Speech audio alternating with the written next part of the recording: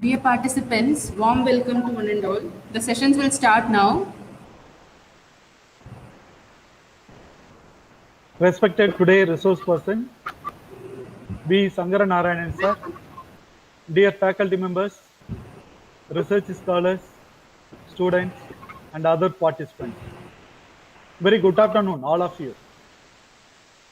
Dear participants, today's topic is input tax credit in GST. This session may be discussed and demonstrated in practical way with examples. The session will be more informative and brainstorming to the enthusiastic participants. I am sure that you will all feel enriched with knowledge after completion of today's sessions.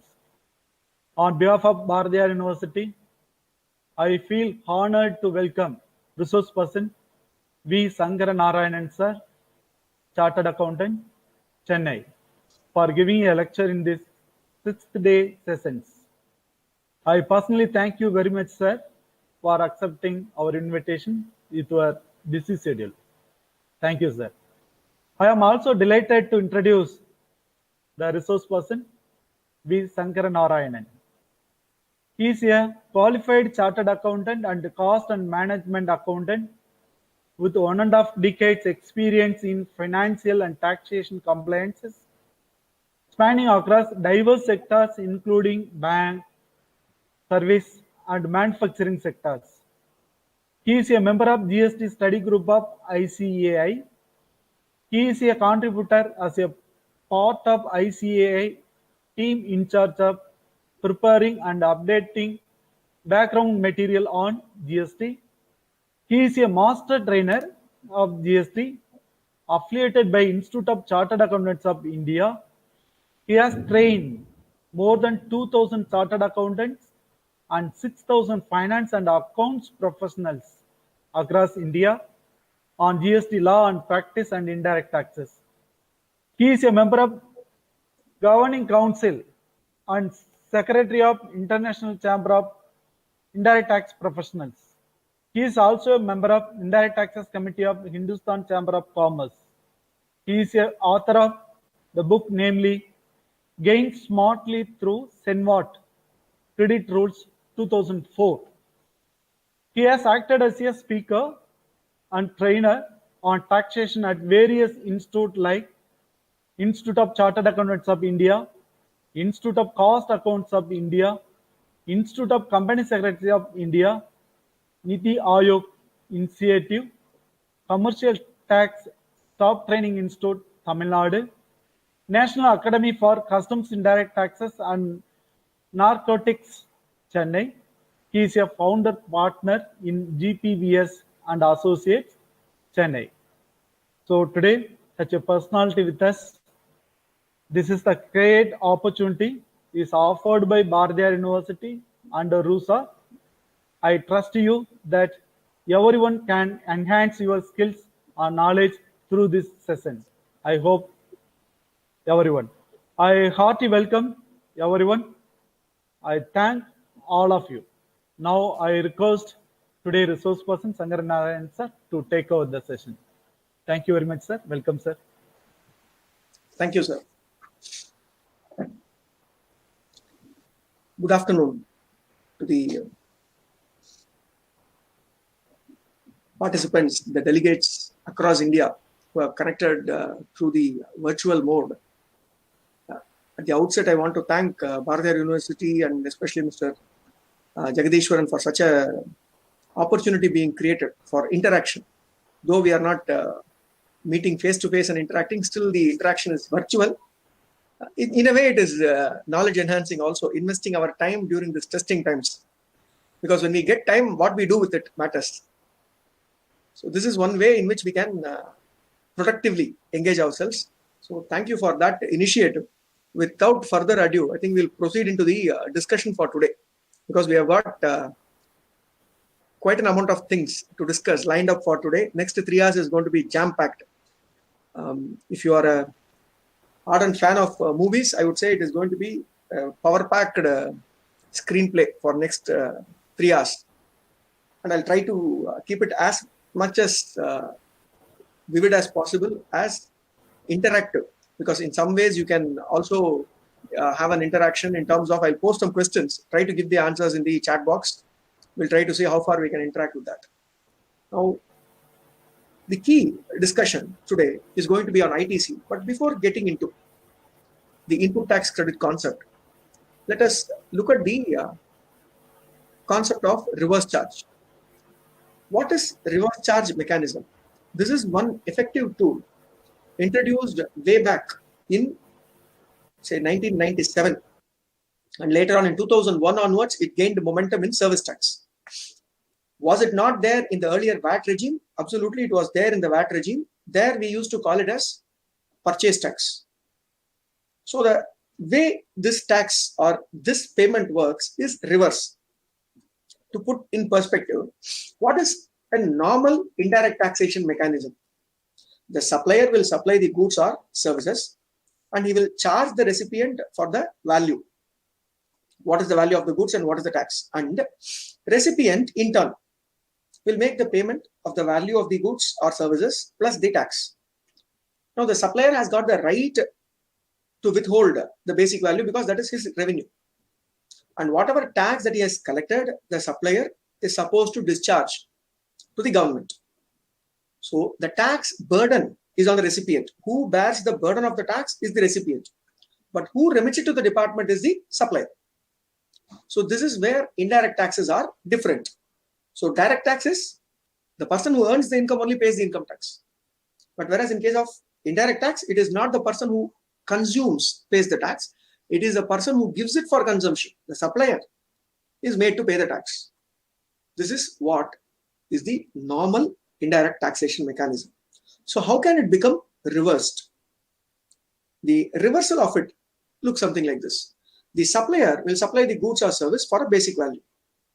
And then the recipient will pay only the basic value to the supplier. But under the legal provisions of the CGST Act, read with the IGST Act, section 5 subsection 3 or 5 subsection 4 of IGST Act, or 9 subsection 3 or 9 subsection 4 of CGST Act or SGST Act, certain transactions, it is not the supplier who is liable to collect and pay the tax.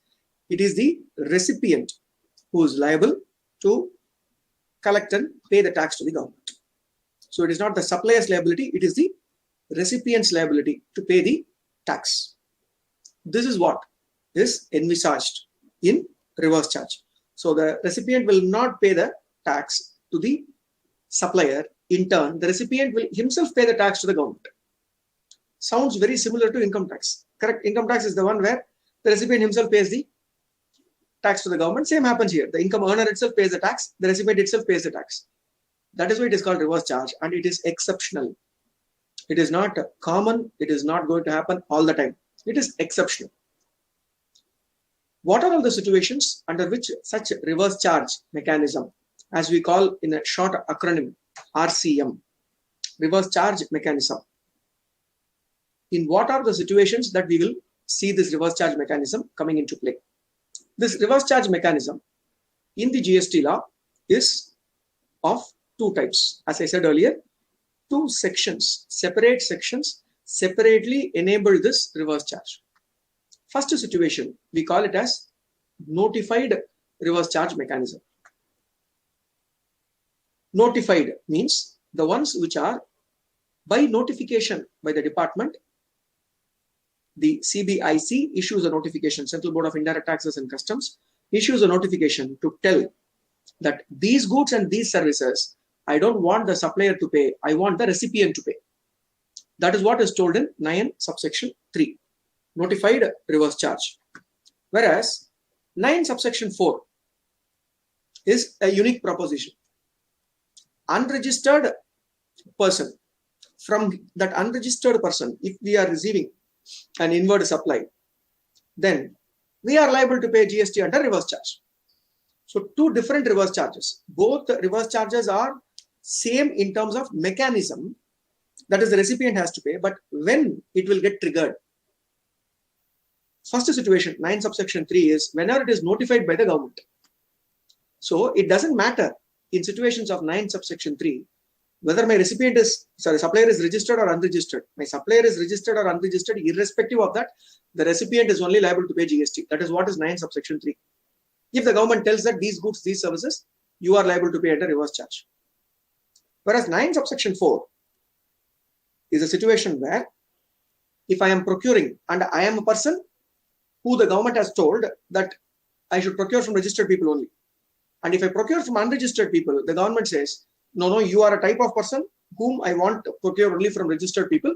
If you procure from unregistered people, please pay GST under reverse charge for that procurement from unregistered person.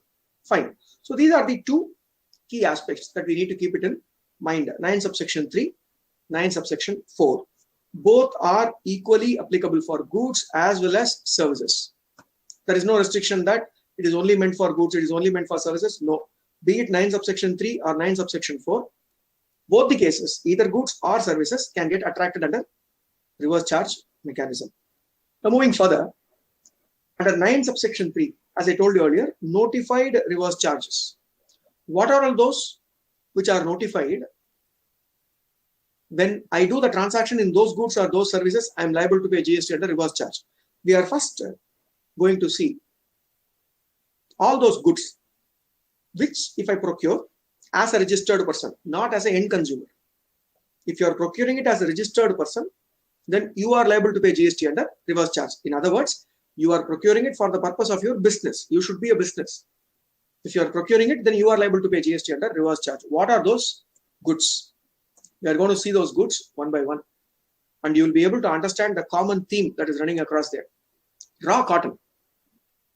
When you are procuring raw cotton, the GST registered person who is procuring the raw cotton from an agriculturist is liable to pay GST under reverse charge.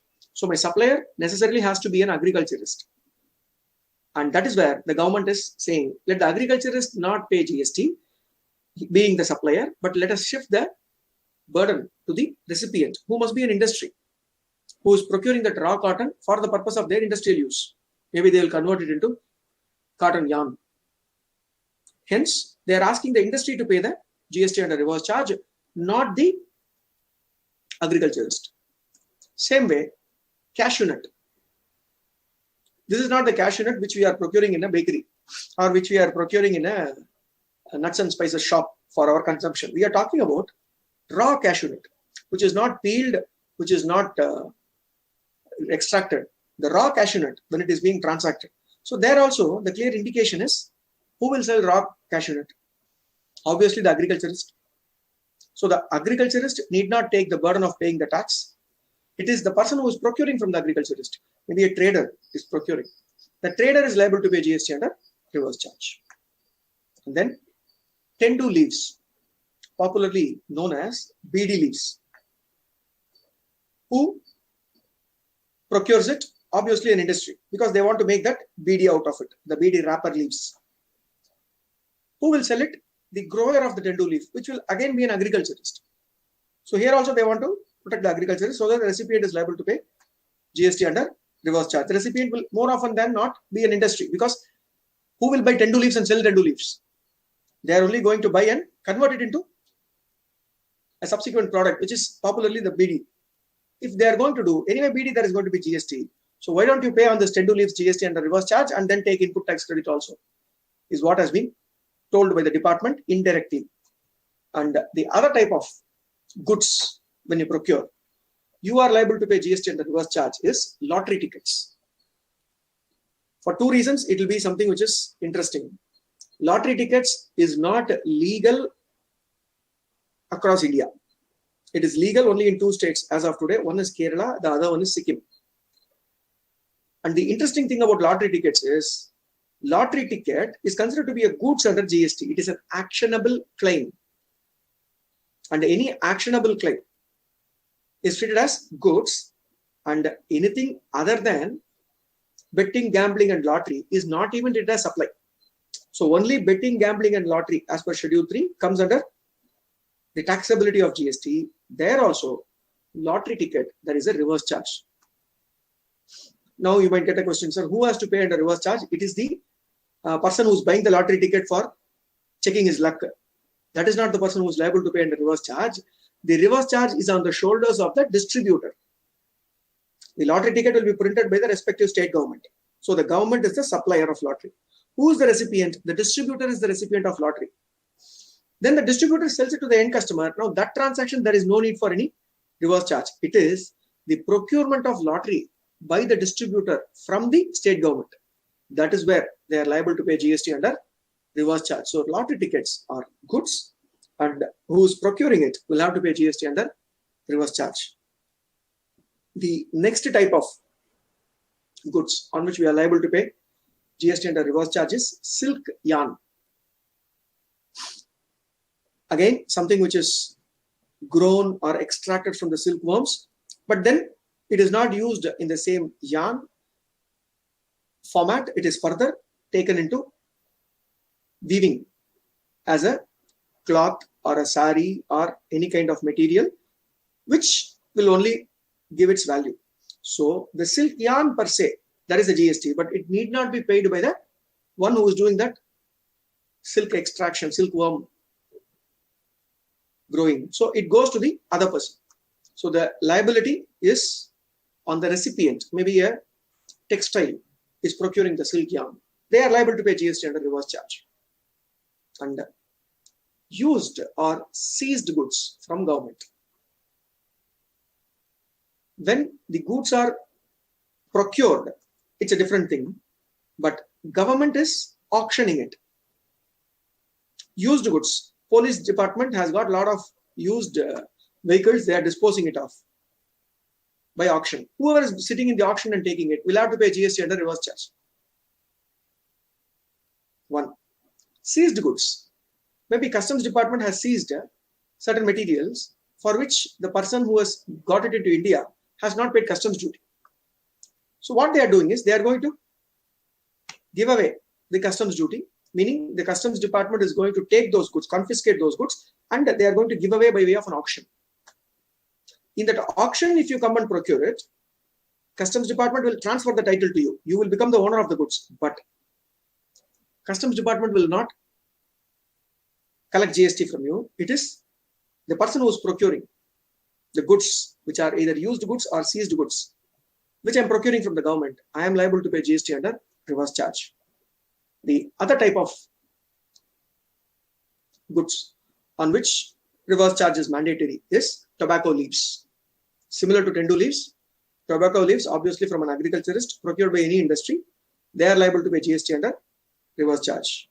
And finally, the priority sector lending certificate. Every financial institution, specifically banks, have got a certain percentage of their lending, which they must do only to priority sector. They have to live up to that limits. They cannot give all the lending only to commercial activities. They have to give something to priority sector also. That is fixed by the Reserve Bank of India. Some banks will reach it. Some banks will overreach it. They will even go beyond the limit. Some people would not have even touched that limit. They will be falling short. The banks which have overreached, meaning they have already given more than what they are supposed to give for priority sector, they have an option to convert that extra lending as a lending certificate, priority sector lending certificate. And that certificate, they can sell it to those financial institutions who are not able to reach. They are falling short. They, instead of going and giving loan at this point of time, they can just procure the certificate from the one who has given more loans and then declare that I have also got enough loans, because by holding that certificate, I am holding that portfolio. This is a very intricate transaction.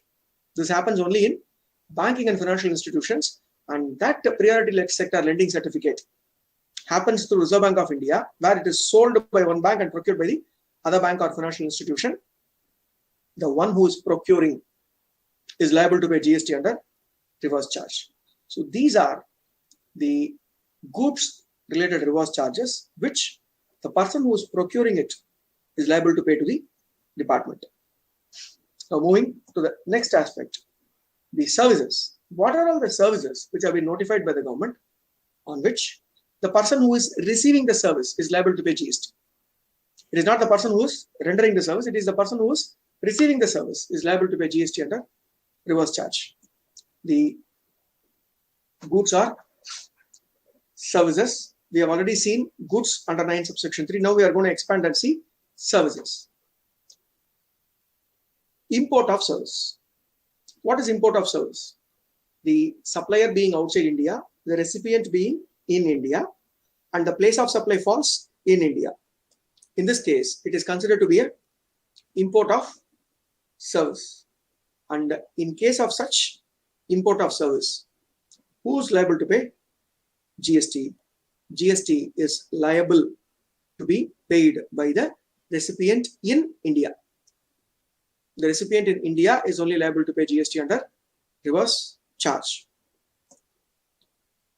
Goods transport agency. Anybody who undertakes to transport your goods from point A to point B, and he assumes the responsibility for transportation of the goods, then that transaction becomes a GTA, goods transport agency service, and that service you are liable to pay GST under reverse charge. So being an industry, I am engaging a goods transport agent for moving my goods from point A to point B. I am liable to pay GST under reverse charge, GTA services. The next one being legal services by a lawyer.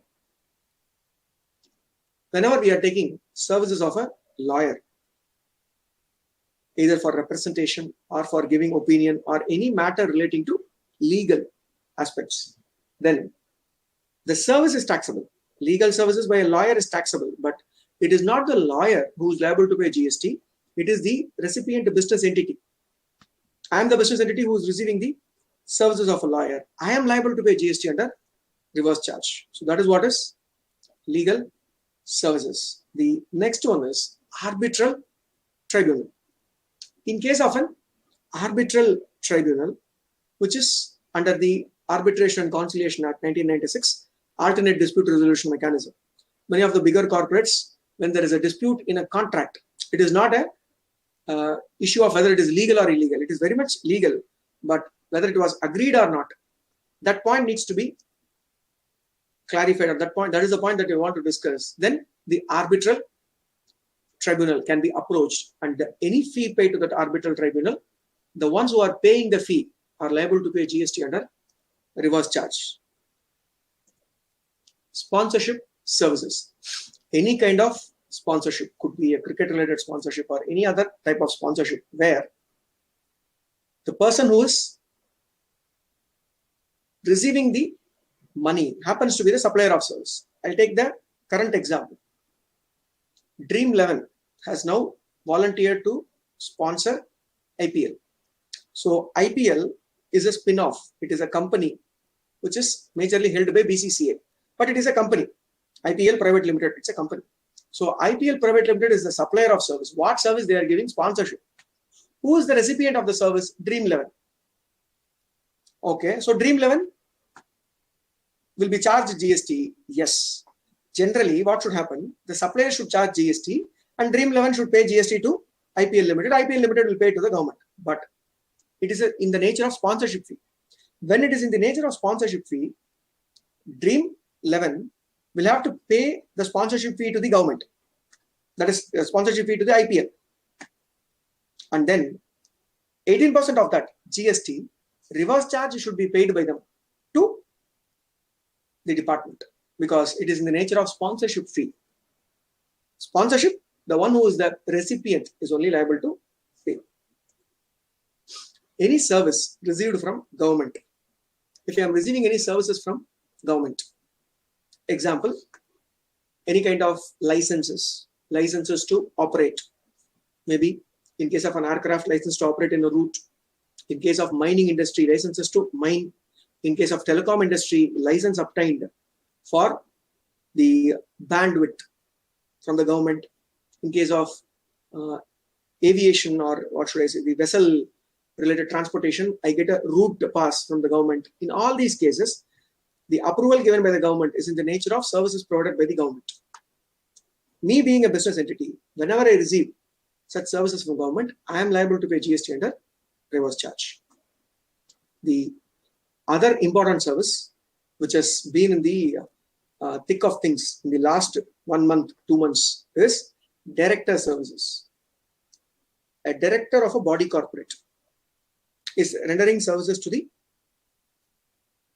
body corporate. Then who's liable to pay GST? The one who's receiving the services of the director. Who's receiving the services of director? Obviously the body corporate.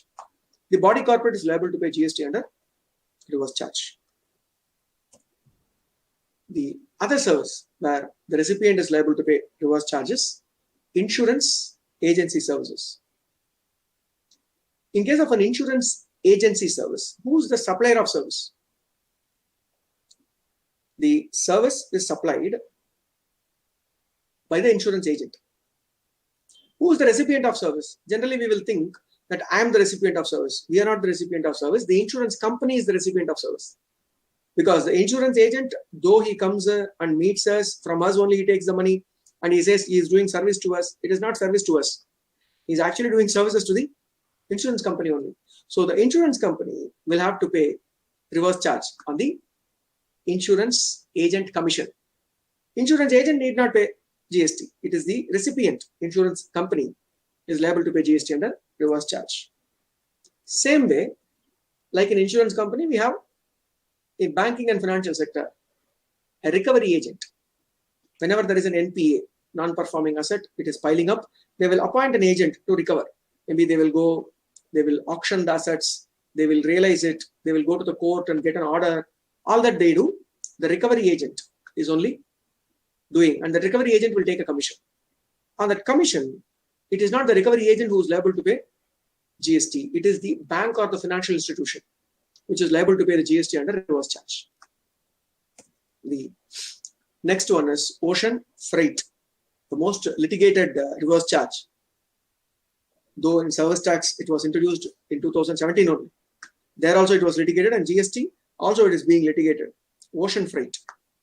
Are we liable to pay GST under reverse charge on ocean freight?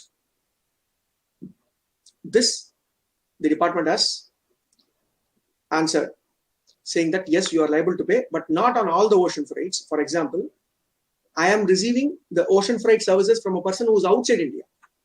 If I am receiving ocean freight services from a person in India, he will anyway charge me GST. So there is no problem in that. It is only ocean freight which is paid to a person who is outside India. Then I am liable to pay GST under reverse charge. Any music composer, photographer, or artist whose intellectual property is being used by somebody, I am allowing my music to be used. Ilayaraja allows his music to be played for 1 year. After that, the television company does not have the right to use it.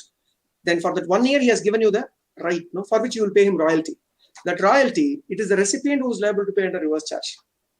If I am engaging a music composer for my movie, the producer is liable to pay GST under reverse charge. I am engaging a photographer for my company's calendar photo shoot. I am liable to pay GST under reverse charge. I am engaging a painter to make a beautiful sketch or a symbol for our company. I am liable to pay GST under reverse charge. And similarly, another intellect property oriented reverse charges, authors. Author of any kind of book or any publications. It is not the author, it is the recipient who is liable to pay. That is how the legal position was. But from the early part of this year, the government gave an option that either the author can register and pay under normal charge, which means author gets the commission, author gets the royalty, author pays GST on it. It's fine. But if the author is not registered, then it is the recipient who has to pay. So it is a situation where we have to check with the author, sir, whether you will collect GST or I need to pay GST. Because if the author is not collecting, the one who is availing the services of the author will have to pay GST under reverse charge. And this service, the overseeing committee member, is applicable only for Reserve Bank of India. The overseeing committee member of Reserve Bank of India, whatever money that Reserve Bank of India pays them, the overseeing committee fee, the member need not pay any GST. Reserve Bank will have to pay GST under reverse charge. And direct selling agents, the people who call us and always ask, sir, you want credit card, you want loan. These direct selling agent, if he's going to be an individual, he's rendering services to a financial institution, then the commission that this direct selling agent gets, the financial institution will have to pay GST under reverse charge. It is not the direct selling agent. So these are the services under which the recipient is liable to pay GST under reverse charge and not the supplier. So this is reverse charge, the development so far, and the recent additions to reverse charge are any banking facilitator. A banking facilitator is a person who, in a rural area where the bank's branches are present but not very near, still does the transactions on behalf of the bank, goes to the customer, reaches and comes back, acts as a conduit between bank and the end customer. The banking facilitator services, the bank is liable to pay GST under reverse charge. And a business correspondent to a bank or a financial institution, for his services, there is no reverse charge, but for the business correspondent, there will be an agent. The one who brings the business to the business correspondent, so the business correspondent can take it to the bank. That agent services to the business correspondent is liable to pay GST under reverse charge. Both are pertaining to banks and financial institutions. The recent addition being security services. Any kind of security services given by a other than body corporate, an individual or a partnership. The one who is procuring the security services is liable to pay GST under reverse charge. The renting of motor vehicle by other than a body corporate. The one who is receiving the motor vehicle is liable to pay GST under reverse charge. My company employees will have to come and go to the office. For that, I am arranging a bus. I am arranging the bus by hiring it from one individual.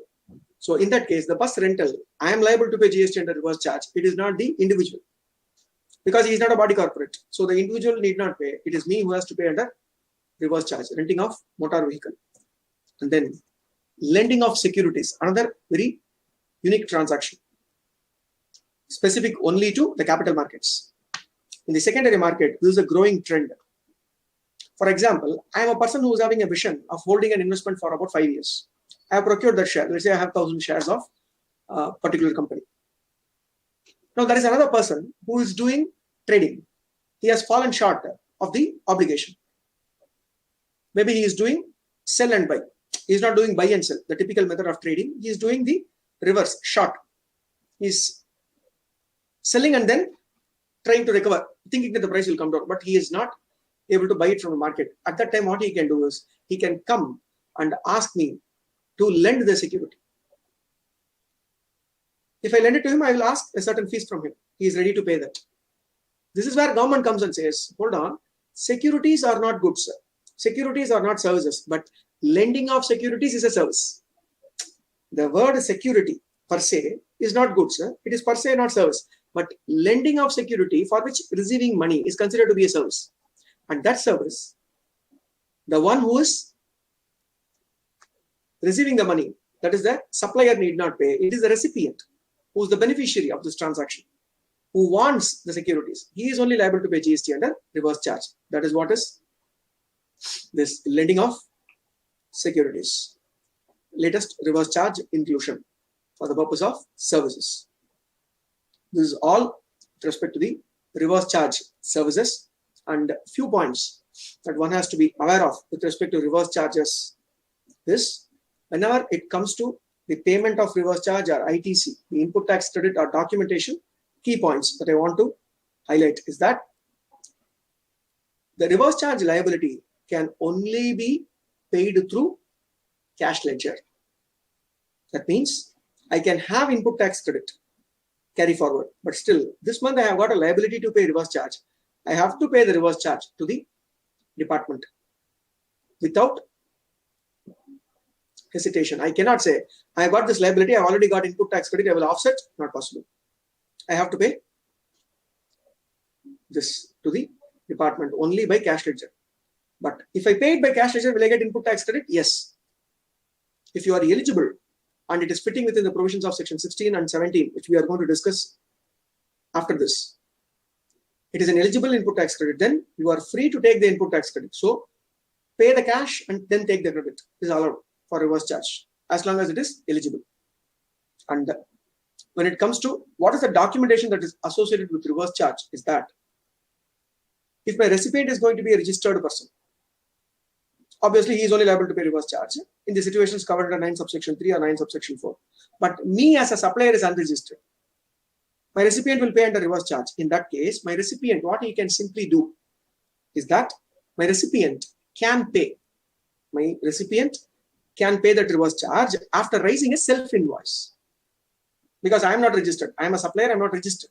So he is paying reverse charge. My recipient will look at the document and he will raise, okay, I am paying to Shankar. Shankar is not registered. So I am going to pay under reverse charge. Then at that time he has to raise a self-invoice. That is the document which is a proof that the reverse charge is being remitted to the department. So that is self-invoice.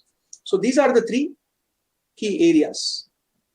Along with the process of reverse charges, procedures should also be helping us being conversant with the compliance angle of reverse charge mechanism covered under 9 subsection 3 as well as 9 subsection 4 of the CGST Act.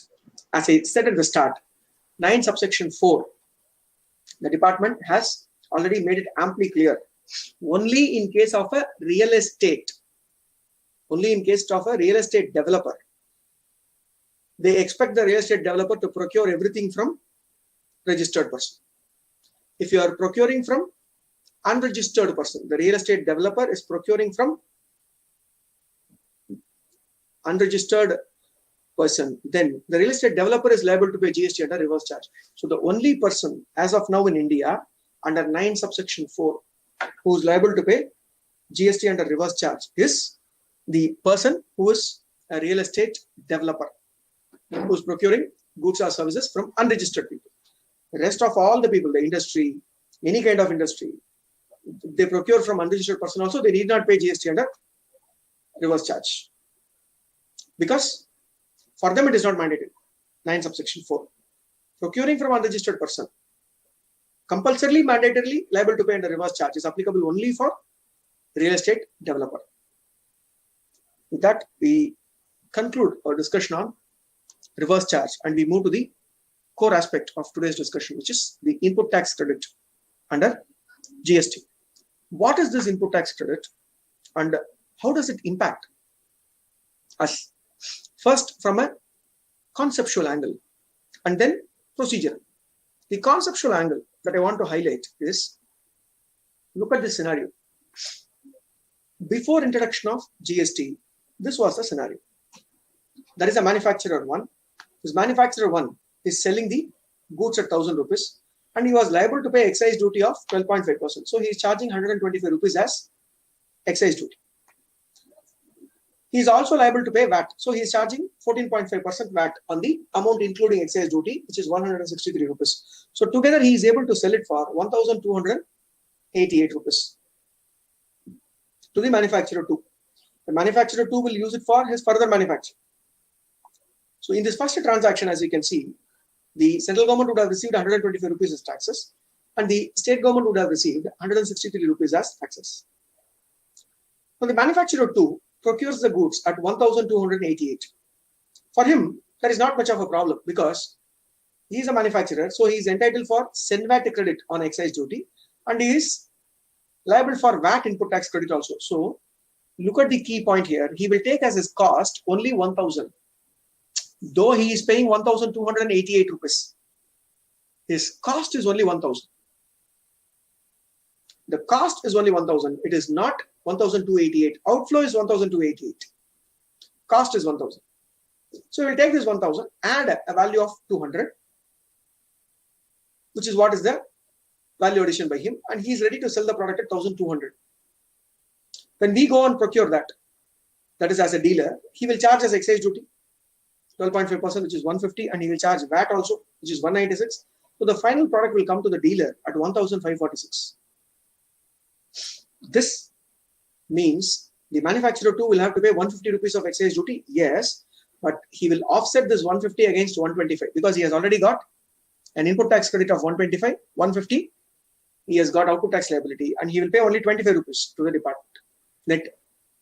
And then when it comes to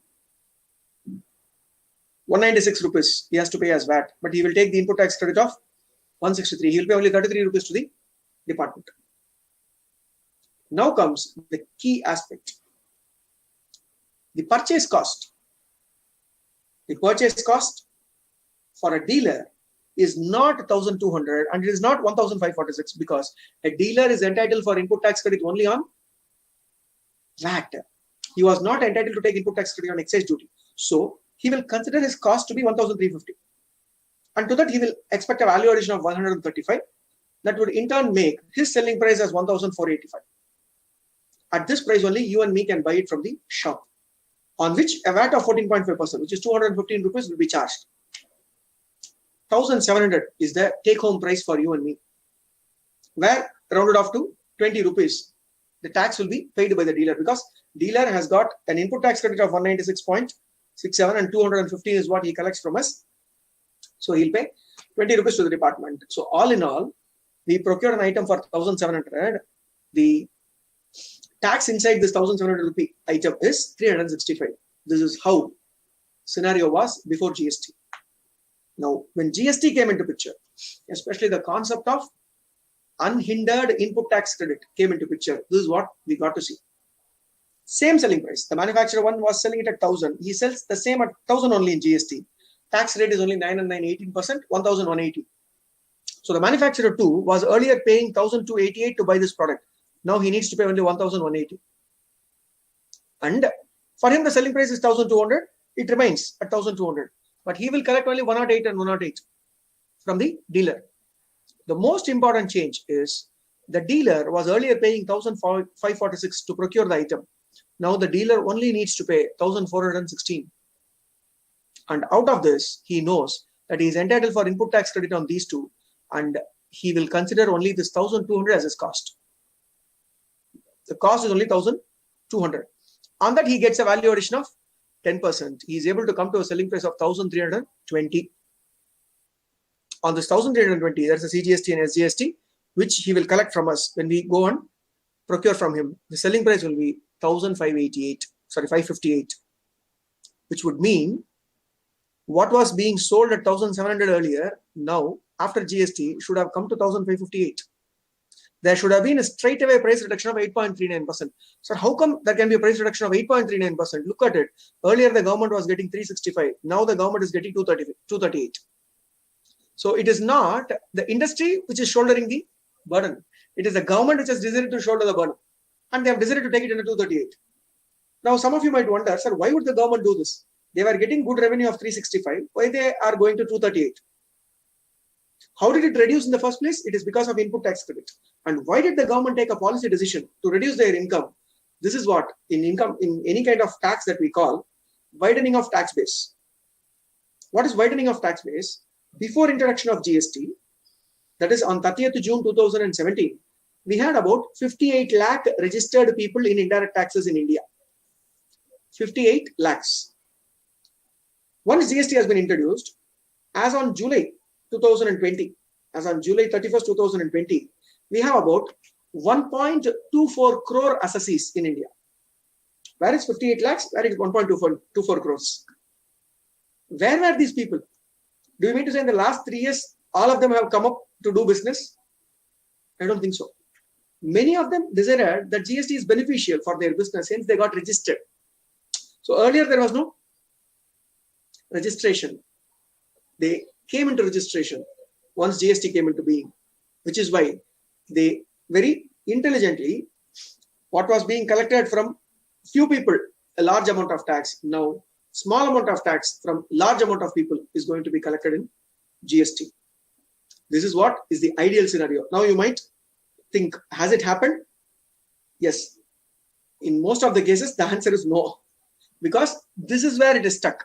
Who needs to revise the price is the dealer. The dealer was earlier selling it at 1,350 plus 215 rupees tax. Now, he has to reduce it to 1,200. Then he can collect this tax of 238 from us. But he thinks, sir, why should I reduce? I will keep my amount as 1,350 only, or meaning selling price at 1,485. I will call that 1485 plus GST. People are already buying it at 1485. Let me sell it plus GST. And that is what has resulted in the benefit actually accruing to the people, not reaching the end of the spectrum. So this is why GST as a concept is never a failure. The way it is implemented, the way the benefits do not percolate, that is what can result in failure. And in the input tax credit is a major contributory to the GST success, because there is no hindrance. Input tax credit is available to a business subject to certain restrictions.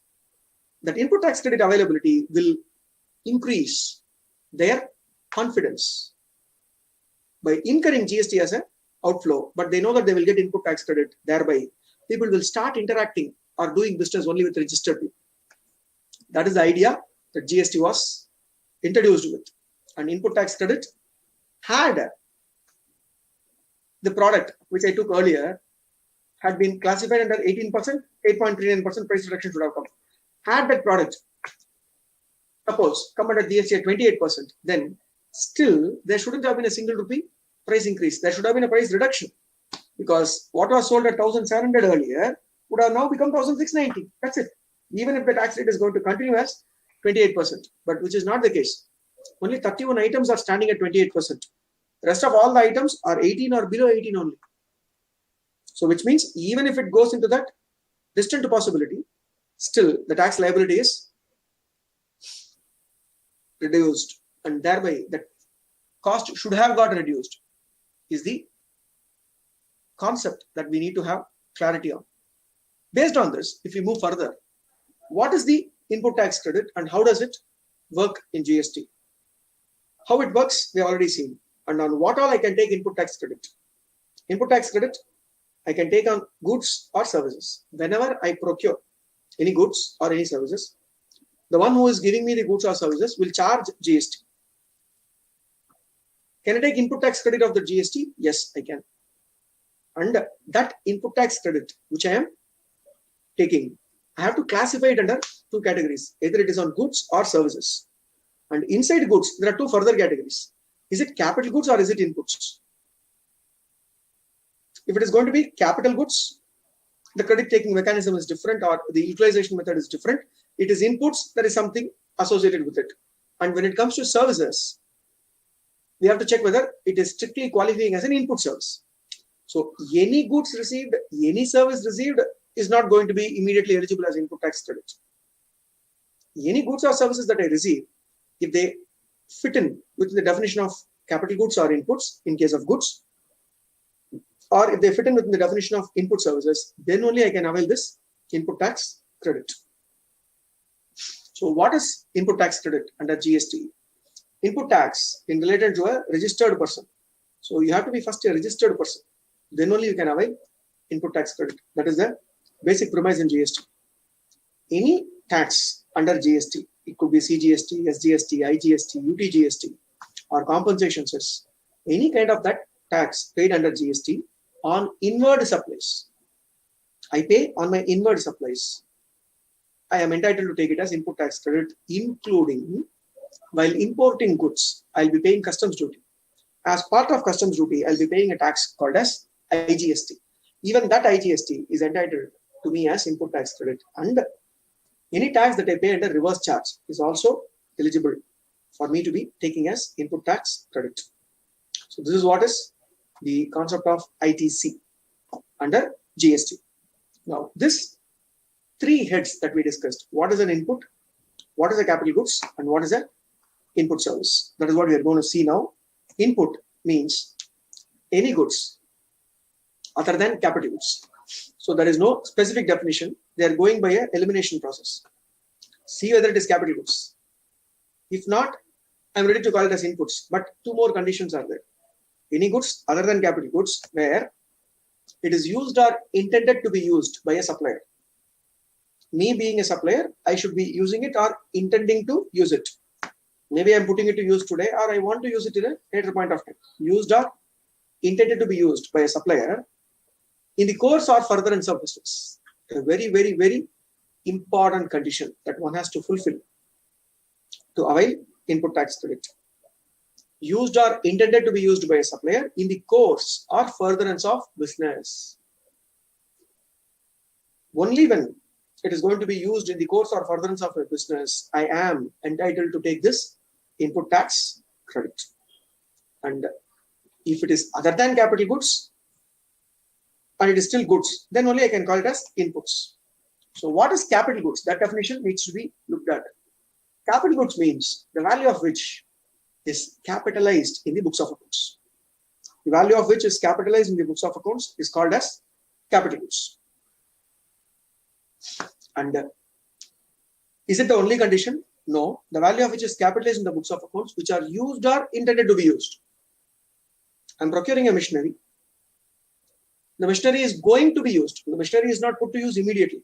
Can I take input tax credit? Yes, because if you tell me the machinery is intended to be used, then you are entitled to avail input tax credit. And further, that condition still remains in the course or furtherance of business. The usage must be in the course or furtherance of your business. Capital goods, anything that is capitalized in the books of accounts which is used or intended to be used in the course or furtherance of business is considered to be eligible as input tax credit. So I'm buying a laptop. Can I take input tax credit? Are you going to use it for your business? Yes. Avail input tax credit. Buying a machinery. Are you going to use it for your business? Yes. Take input tax credit because you are going to capitalize it.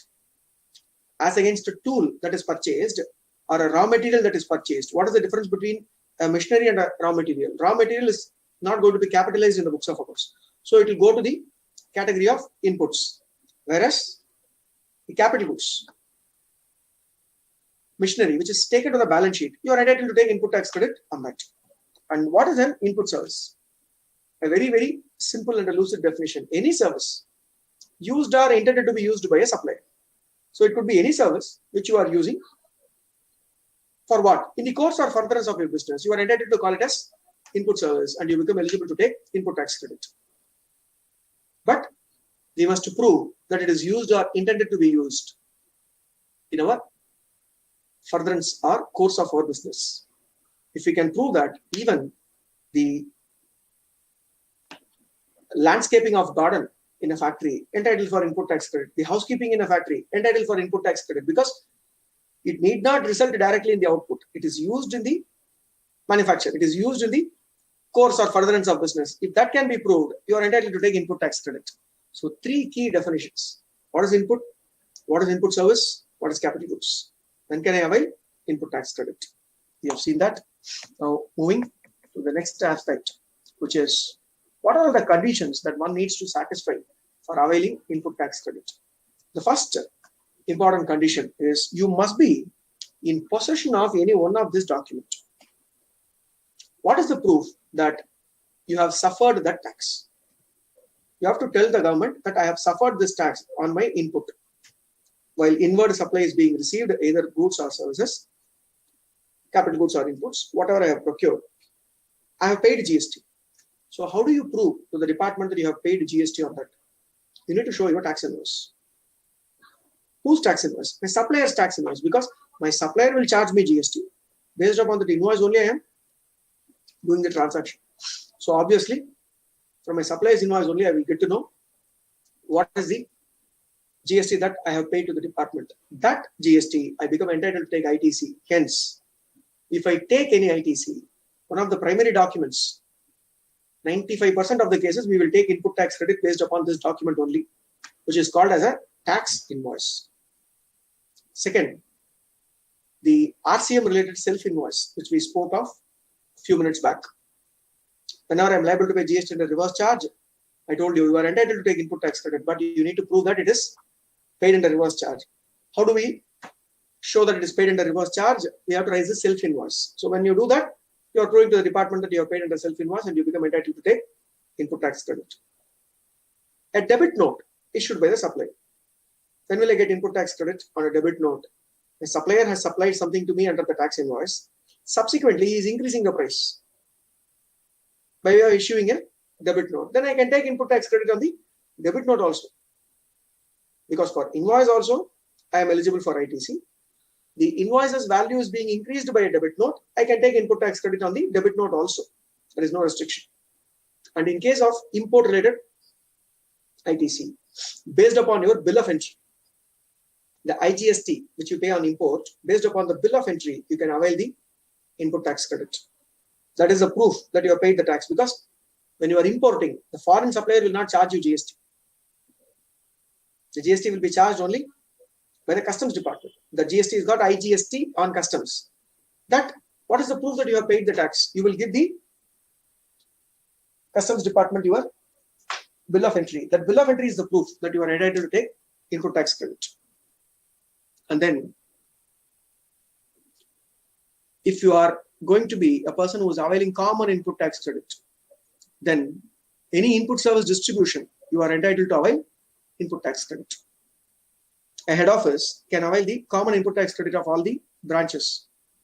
In that case, the head office will distribute the common input tax credit to the branches.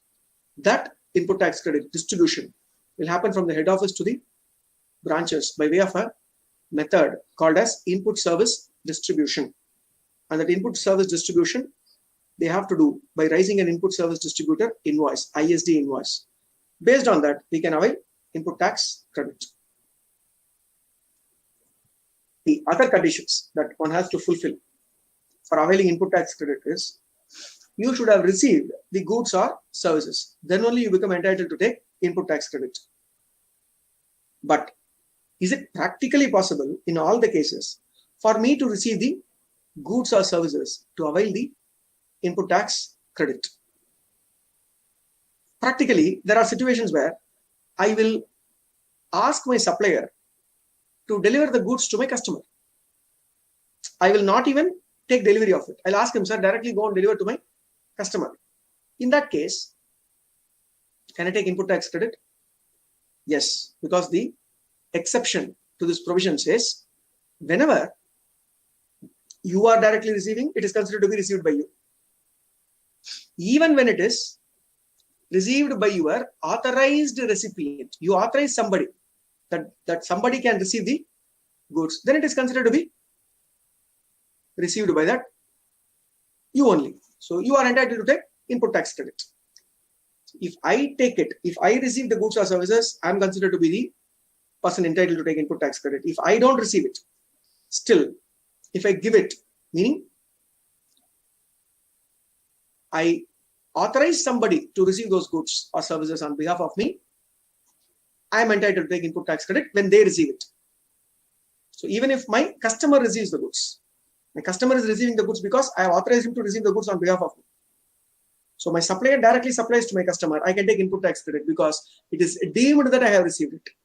Because my authorized person, my customer has only received it. That is very, very, very critical in the business scenario these days, because many of the transactions happens by means of a bill to ship to transaction. A person in Chennai is asked to ship the goods to Gujarat, but bill to Delhi. Is it normal? Very normal. Now in this case, can the Delhi person take ITC? Yes, because who is in Gujarat and receiving on behalf of the Delhi person is his authorized person. Then he is entitled to take input tax credit. Second condition. The next condition for availing input tax credit is the tax charged must be the tax that is paid to the department. Whatever tax that we see in a GST invoice, based upon which we take input tax credit. I am the recipient. I receive the tax invoice on which I see the tax. I paid the tax to my supplier. And my supplier is only going to pay it to the government. So can I take input tax credit on the tax invoice? Yes, we can take it, but we need to satisfy this condition also, that whatever tax that is mentioned as tax in the invoice for which you are taking ITC, that tax should have been paid to the government by this person. That tax he should have paid to the government, then only we are entitled to take input tax credit. This is what the recent days the department is making all of us do, which is the GSTR 2A. My supplier reports the invoice against my name. It will come in my GSTR 2A. That they want us to verify and check whether you are entitled to take input tax credit. So that is what happens here. And the next one, a very important condition is, if you do not file your return, you are not entitled to take input tax credit. If you do not file your return, you cannot take input tax credit. No return, no input tax credit. Another logical. If you don't file a return, how would I know that how much ITC you have, input tax credit you have? So please file a return and then take input tax credit. Amendments are being proposed towards this end, but it has not come so far. So as of now, we can assume a person is becoming entitled to take input tax credit. One of the conditions is he should have filed the return. Then only he becomes entitled to take input tax credit. The other conditions, very important condition is this 180 days condition. I am a registered person and I have received your invoices. I am the registered person who has received your invoices. You are my supplier. But after receiving your invoices, that is 180 days from the date of receipt of your invoice, the date of your invoice, I have not paid the basic amount and the tax to you. You have given me an invoice for 1 lakh rupee plus GST. I am supposed to make the payment of that 1 lakh rupee plus GST to you. If I do not make the payment from your invoice date within 180 days, then I am liable. Liable for what? I am liable to reverse the input tax credit, which I have availed. In other words, strictly by GST terms, that ITC, that which I have availed, should be shown as my output tax liability. I'll repeat, the ITC that I have availed should be shown as my output tax liability. That is what this rule expects. It is rule 37 of the CGST rules, read with section 16 of the CGST Act. So this 180 days is a critical time, and especially during this corona time, the department has not given any leniency in this 180 days, which means, let's say I have received my supplier invoice sometime in February. He raised it in January. But till today, due to financial constraints and my position, I am not able to pay my supplier. Then it is more than 180 days, for which from the date of invoice, I told you the invoice is January. Till today, if I have not made any payment to him, I cannot take the input tax credit. Had I taken the input tax credit, then I should give it back to the department. Is this something which is very unfair? There is a ray of hope in this provision, which says, suppose later on, today I have not paid, so 6 months is over. Today I am reversing the input tax credit. But maybe 1 year later, I am paying my supplier. So what they have said is, if you are paying it at a later point of time, you may avail the input tax credit. You may avail the input tax credit as and when you make the payment. So there is no time limit for the recredit. Rule 37, sub rule 4 says that you want to make the payment at a subsequent point of time.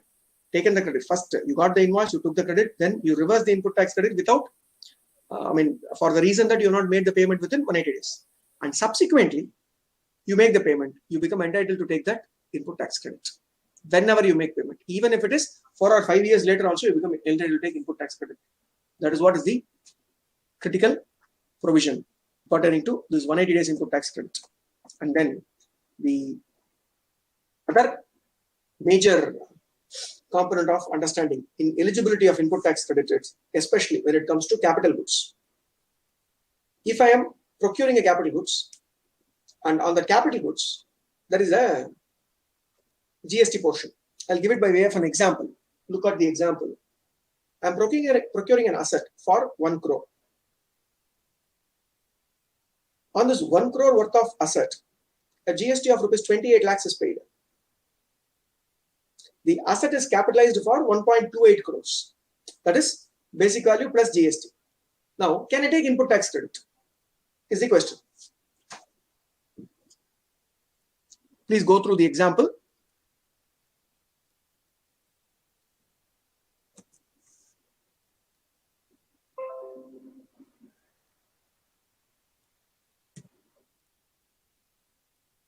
The asset is capitalized for 1.28 crores.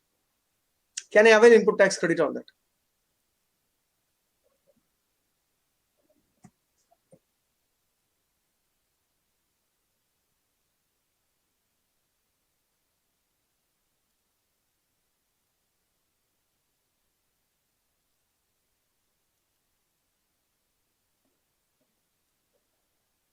What would be your answer to this question?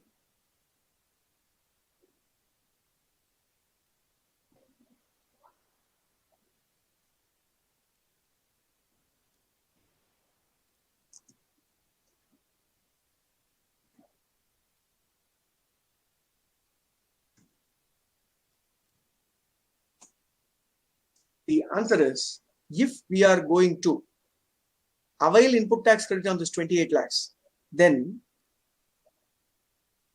we can capitalize the asset only for 1 crore. So if you avail input tax credit on this 28 lakhs, you cannot take the depreciation on this 28 lakhs. But on the other hand, if you are going to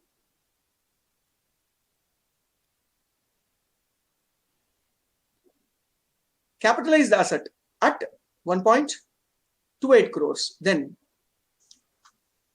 this GST of 28 lakhs will become capitalized and you will claim depreciation on that. In those cases, you cannot claim input tax credit. So on the GST portion of a capital goods, we have got two options, one or two only, not both. The first option is you can capitalize the GST portion along with the asset value and claim depreciation on it. Situation 1. Situation 2, you can claim that amount as input tax credit, but not capitalize. So either you can capitalize 1 crore and claim 28 lakhs as ITC, or you can capitalize 1.28 crore and you are not entitled for any input tax credit. This is what is a mutually exclusive condition. This 28 lakhs can either be your ITC or your depreciated capital value. It cannot be both. One of the key conditions in availment of input tax credit. Moving to the last part of the conditions for availing input tax credit. What is the time limit for availing input tax credit? The time limit for availing ITC is whichever is earlier of these 2 days. What are those 2 days? Due date of filing of return for the month of September of the following financial year. Due date of filing of return for the month of September of the following financial year, or the date of furnishing of annual return. So for example, let us take 2019-20 financial year. The September that is following the end of the financial year is September 2020. The September that is following the end of the financial year is September 2020, which means 2019-20 financial year, any invoice is dated 2019-20. You want to avail input tax credit. The credit must be availed before the due date for filing September 2020 return. September 2020, the due date is 20th of October. Before 20th of October, I should avail the input tax credit. Or the date of filing of annual return. Generally, the due date of filing annual return is 31st December of the following financial year. So 2019-20, the due date is 31st December 20. But this 31st December 20 is a due date. I can file before that also. That is why they have mentioned the date of furnishing of annual return. It is either the due date of filing of return for the month of September of the following financial year, or the date of furnishing of annual return for that year. So 2019-20 financial year, it is either 20th of October 2020, or the date of filing of annual return, whichever is earlier. Generally, we will never file the annual return before September. So it is always beneficial to file the return after September, which means the due date of filing of return for the month of September following the financial year will naturally become the last date by which you should avail the input tax credit. So if you don't avail the input tax credit before that, your credit will become lapsed. You cannot take input tax credit for that financial year, that is 2019-20, after that. That is what is the restriction of this provision, time limit under section 16 subsection 4, saying that you cannot avail input tax credit beyond this limit. So now we move on to the next key provisions, which is restricted and blocked input tax credit. But I think at this juncture, we can take a break? Should I check with them?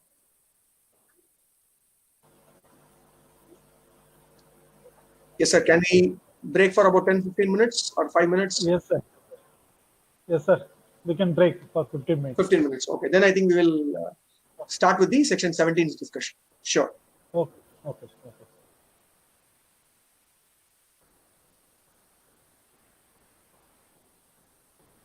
Kaleeswari? Yes, Kaleeswari? sir. Now break ma for 15 minutes. Yes, sir. Yes, sir. Dear participants, there is a break for 15 minutes. Please join us back after 15 minutes for the sessions. Thank you.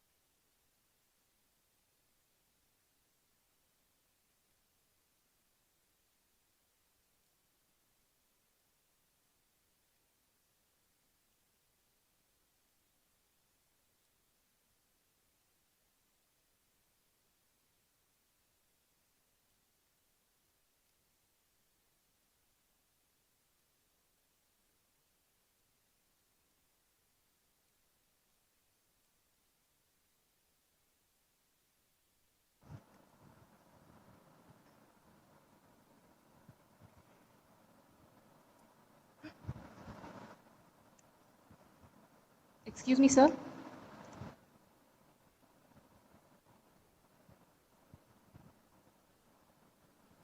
Yes, ma'am. Yes, sir, we can start soon. Just 2 minutes, ma'am. I'll start. Yeah. Okay, sir. Okay, sir. Thank you, sir.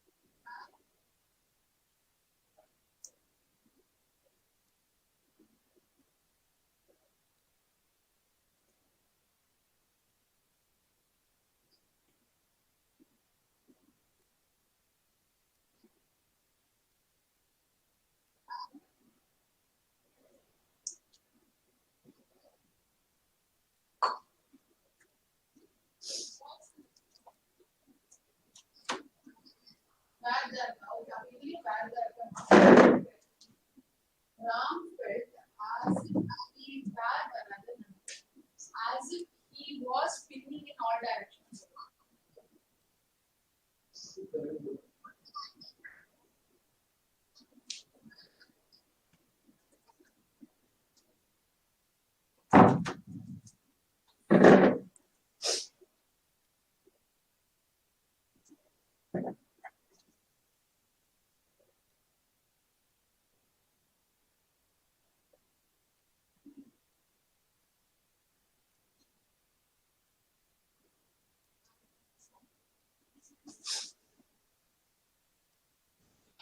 Welcome back.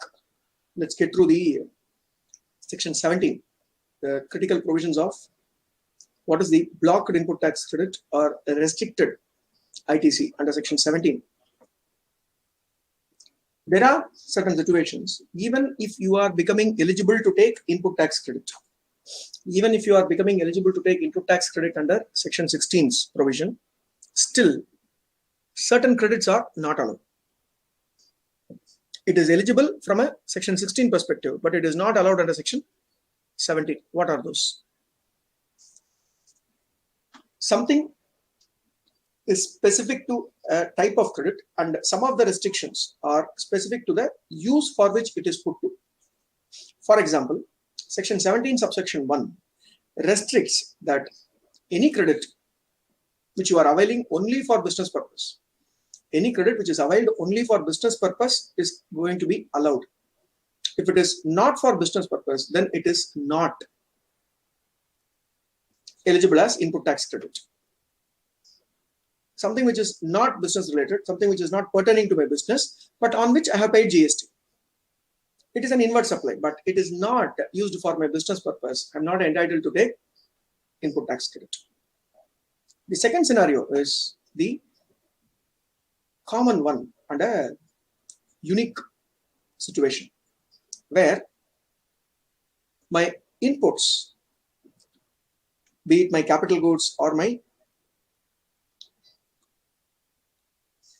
input services, which I am using for the purpose of doing an outward supply, my outward supply is either exempted or it is going to be something on which no tax is applicable. It is not taxable. When my output is going to be either exempted or not taxable, then I become disentitled to take my input tax credit. If my output is going to be completely exempted or it is going to be completely not taxable, I cannot take input tax credit at all. The issue will come only when part of my output is exempted, part of my output is taxable. Then can I avail full input tax credit? That is where 17 subsection 2, 17 subsection 3, read with rule 42 and 43 of the CGST rules gives an elaborate answer. That answer which it gives is, that is when it is going to be common. My input is going to be common for both my output, which is taxable, as well as which is exempt or which is not taxable. Then how are we supposed to do is, we are supposed to do this segregation. we are supposed to first find out what are all the credits which are pertaining to non-business. The input and input services related credits, which is not relating to my business, identify that. You are not entitled to take that ITC. Second, identify those credits which are blocked by the government. Blocked meaning they will not be allowed as input tax credit. So that should not be taken. Remove the second one. So now what will be left is the credit which seems to be eligible, but there also they want us to do a further research. The credit which is specific to taxable activity and the credit which is specific to exempted activity. The credit which is specific to taxable activity is fully eligible. The credit which is specific to exempted activity is fully not eligible. So the one I have colored in green are the one which is eligible. Specific to taxable is eligible. Sir, I cannot say some of the credits are either specific. I cannot name it as specific. In those cases, treat them as other credits. So from this total ITC, remove what is non-business related credits. Remove what is blocked credit. Remove the ones which are credit which are specific. And in that specific, what is specific to taxable, avail it. What is specific to exempted, you cannot avail it. Whereas what will remain out of the total credit after removing these three will be generally called as the other credits. Can I avail this other credits? Here also the question is the other credits we can avail proportionately. So the concept of proportioning comes only at this stage. It doesn't come early. So this proportionate input tax credit I can do, and that proportionate input tax credit, how am I supposed to do is in the proportion to my turnover. My exempted turnover divided by my total turnover into the common input tax credit. To that extent, it is considered to be proportionate to exempt. I cannot avail. Exempted turnover divided by total turnover into common ITC is pertaining to exempted. I cannot avail it. On the other hand, taxable turnover divided by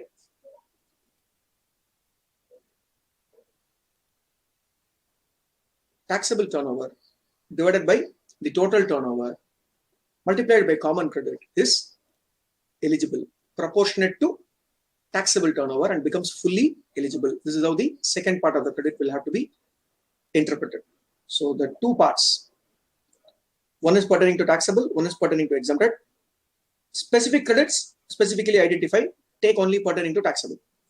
Common credits go for the proportionate mechanism and avail only the proportionate to taxable credit. So this is how the common input tax credit under section 17 subsection 2, when your output is going to be common for both taxable as well as exempted activity, needs to be handled.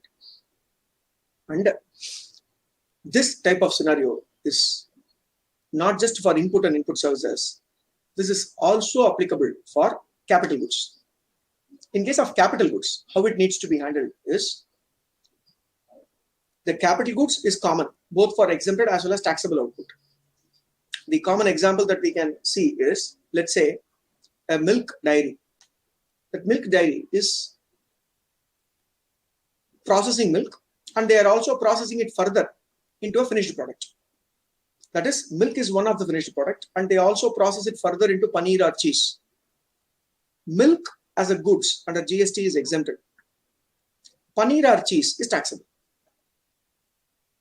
So what it throws out as a problem is the machine which is used for processing of milk is common. That machine is used for both taxable as well as exempted activity. Can I avail the full input tax credit on this machine? The answer is you cannot avail the full input tax credit, but the provisions of Rule 43 allows you to take the credit and then do subsequently proportionate reversal.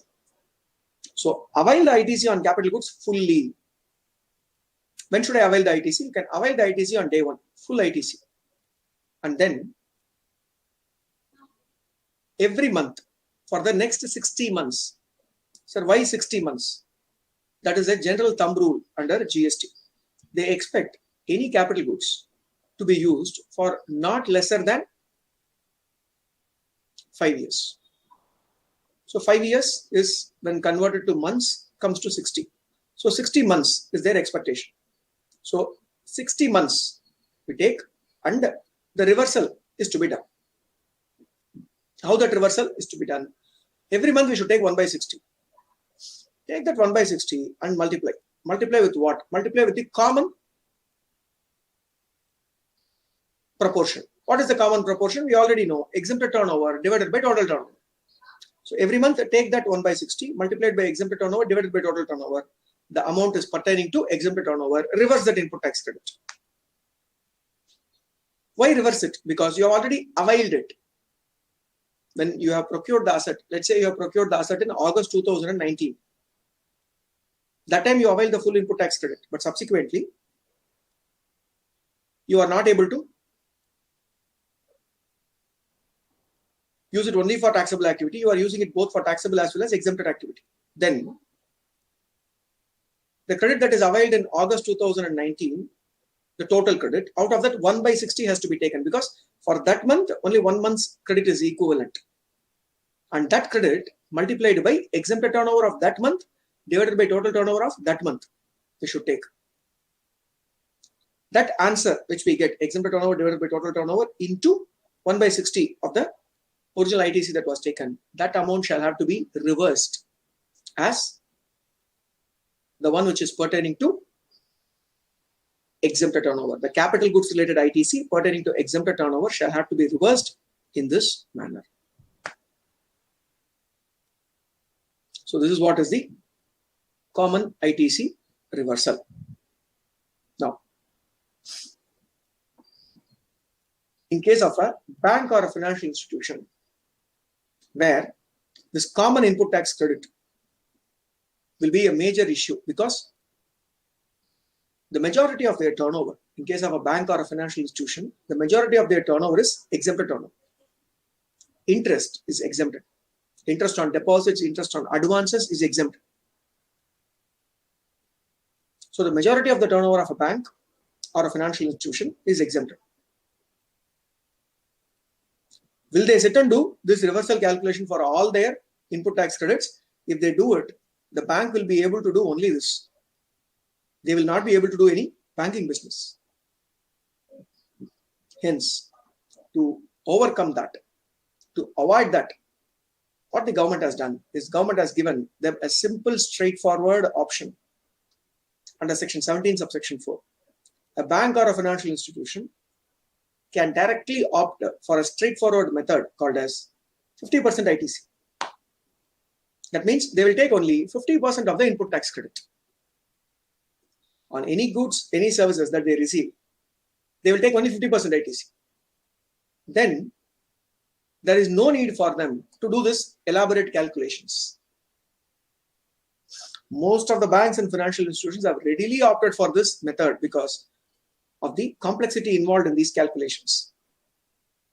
I know very well, in a post-lunch session, discussing such a complex provision itself takes a lot of effort to understand, and that is why I reserved it after the break, hoping that during the break time you would have had tea or coffee, so that would have kept you more energized to absorb this provision. So this is one of the highly conceptual provisions in GST, because the concept of input tax credit, they don't want to give you input tax credit if your output is exempted. The input tax credit actually comes with an obligation. It is a right, you can avail the input tax credit, but the obligation that you have to fulfill to the government is, if I avail input tax credit, I will give you tax. Only if I give the government tax, I can avail input tax credit. That is the assurance that they want. So if your output is going to be taxable only, I'll give you input tax credit. If your output is not going to be fully taxable, it is exempted, or it is going to be not taxable, why should I give you input tax credit? They don't want to give me. But if my output partially is going to be taxable and partial items are going to be exempted, then this proportion calculation will have to be done. Now the next aspect of section 17 subsection 5, where we will be discussing about the blocked credits. Situations where we are not entitled to take input tax credit even if all the conditions of section 16 are satisfied, as well as there is no specific blocking as per whatever we have discussed in section 17. There is no such specific blocking, but still department will say you cannot avail this input tax credit. What are those? On the left hand side, I've given the type of credit. On the right hand side, I have discussed the exceptions. Motor vehicles or other conveyances which are meant to ply on the road. So on this motor vehicle and other conveyances, department has said that I will not give you ITC. But on the exception side, what they are saying is, I will not give you ITC if the seating capacity is not more than 13 persons, including the driver. So if it is a motor vehicle where the seating capacity is more than 13, you are entitled to take input tax credit. That is what is the meaning. For a car, I cannot avail input tax credit. Whereas for a bus, minibus, I can avail input tax credit because the seating capacity is more than 13. Seating capacity is going to be more than 13. I can avail input tax credit on the motor vehicle. So this question of 13% seating capacity is applicable only for a passenger vehicle. If it is going to be a goods vehicle, the 13% seating capacity logic does not apply because it is not meant to carry passengers at all. So in case of goods carrying vehicle, how much however small it is, how much however big it is, as long as it is a goods carrying vehicle, you are entitled to take input tax credit without any doubts. And even for the vehicles where the passenger seating capacity is up to 13 persons, including the driver, that is the seating capacity. Let's say seating capacity in case of a typical car, 5, including the driver. Can I take input tax credit? Yes. 3 situations they say that we can take input tax credit. What are those 3 situations? Situation 1, supply of such vehicles or conveyances is my business. That means I buy car and I sell car. Can I take this input tax credit? Yes. Or if I use that vehicle for transportation of passengers, in that case, yes, I can take input tax credit. The third one is the exceptional situation where I use the vehicle for teaching driving, imparting motor driving skills. In those cases, that is when my business is buying and selling of car, even if it is below 13% seating capacity, I am eligible to avail input tax credit. When my business is transportation of passengers, even if I am using a vehicle which is lesser than 13% seating capacity, I am entitled to take input tax credit. And when I am using the vehicle for imparting motor driving training, then in those cases also, I am eligible to avail input tax credit of this vehicle which I am using.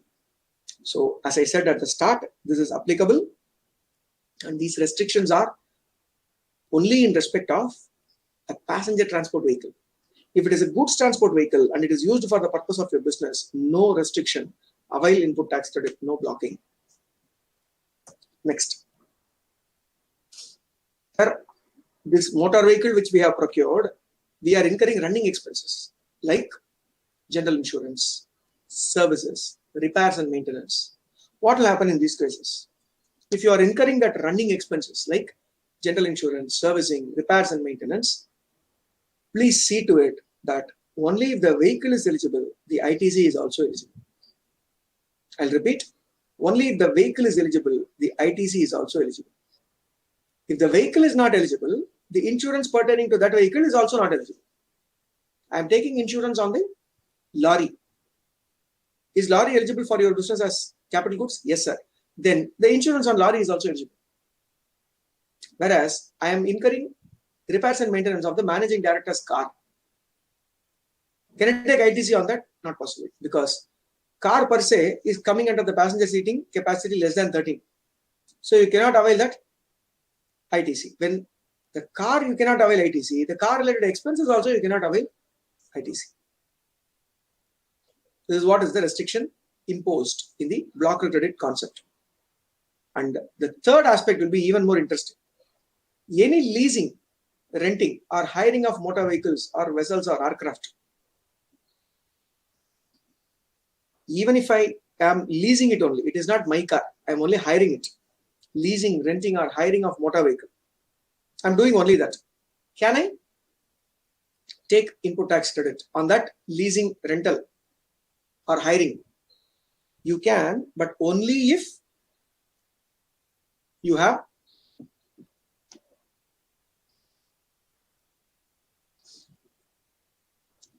the motor vehicle passing through the criteria of 13% seating capacity. If it is going to be a goods carrying vehicle, then any kind of leasing, renting, hiring automatically becomes eligible. If it is not even a motor vehicle, it is going to be a vessel or an aircraft, that also becomes eligible immediately because it is goods carrying. Whereas if it is a passenger motor vehicle, then even on renting of it, it must be more than 13% seating capacity. Then only ITC becomes eligible. That is what is this third restriction or blocked input tax credit pertaining to motor vehicle. So the first part of the motor vehicle credit eligibility is the 13% seating capacity passenger transportation, and the 13% seating capacity will extend not just for the money paid on the motor vehicle, it will be, that is the cost of buying the motor vehicle, it will also be applicable on the running expenses pertaining to the motor vehicle. And if it is not my vehicle at all, I am only renting it or leasing it, in that case also this provision can come in and say if the vehicle is lesser than 13% seating capacity, even the renting, leasing or hiring is not eligible as input tax credit. So these are the provisions pertaining to motor vehicle blocked ITC. We now move to the next blocked input tax credit. Any food and beverage or outdoor catering or beauty treatment or healthcare services or cosmetic surgery. Any of these services, if it is taken by an organization, is not eligible for input tax credit. Any food and beverage given to anybody, be it employees or be it to anyone else, there is no input tax credit, including outdoor catering, beauty treatment or health services, maybe a gym membership or any cosmetic surgery. All these cases, input tax credit is not eligible. But there is an exception. The exception is the ITC is eligible if it is used for a similar nature service. That is, I am an outdoor caterer. I am buying food for doing my outdoor catering service. Can I take input tax credit? Yes. One. And the situation where this is being given as part of my total supply. For example, we are attending a training. These days we are attending only online training. Let us assume that after all these problems are over, we have a face-to-face training. At that time, we are attending a training. The training is a full day training. So obviously the lunch is also included as part of the training. But is the lunch predominant in the fee that we pay? Lunch is only an incidental thing. It is part of a composite supply or a mixed supply. But the person who is providing us the training is collecting the total fees for both the lunch as well as the training fee. So can he take input tax credit of the food bill that he is going to get? He can, because he has not consumed those food. He has only used that food as part of his mixed or composite outward supply to us. So he is entitled to take that input tax credit. So these are situations under which even these credits can be availed. And there is one more situation where it is legally mandatory on the part of the employer to provide such food or beverage to the employee.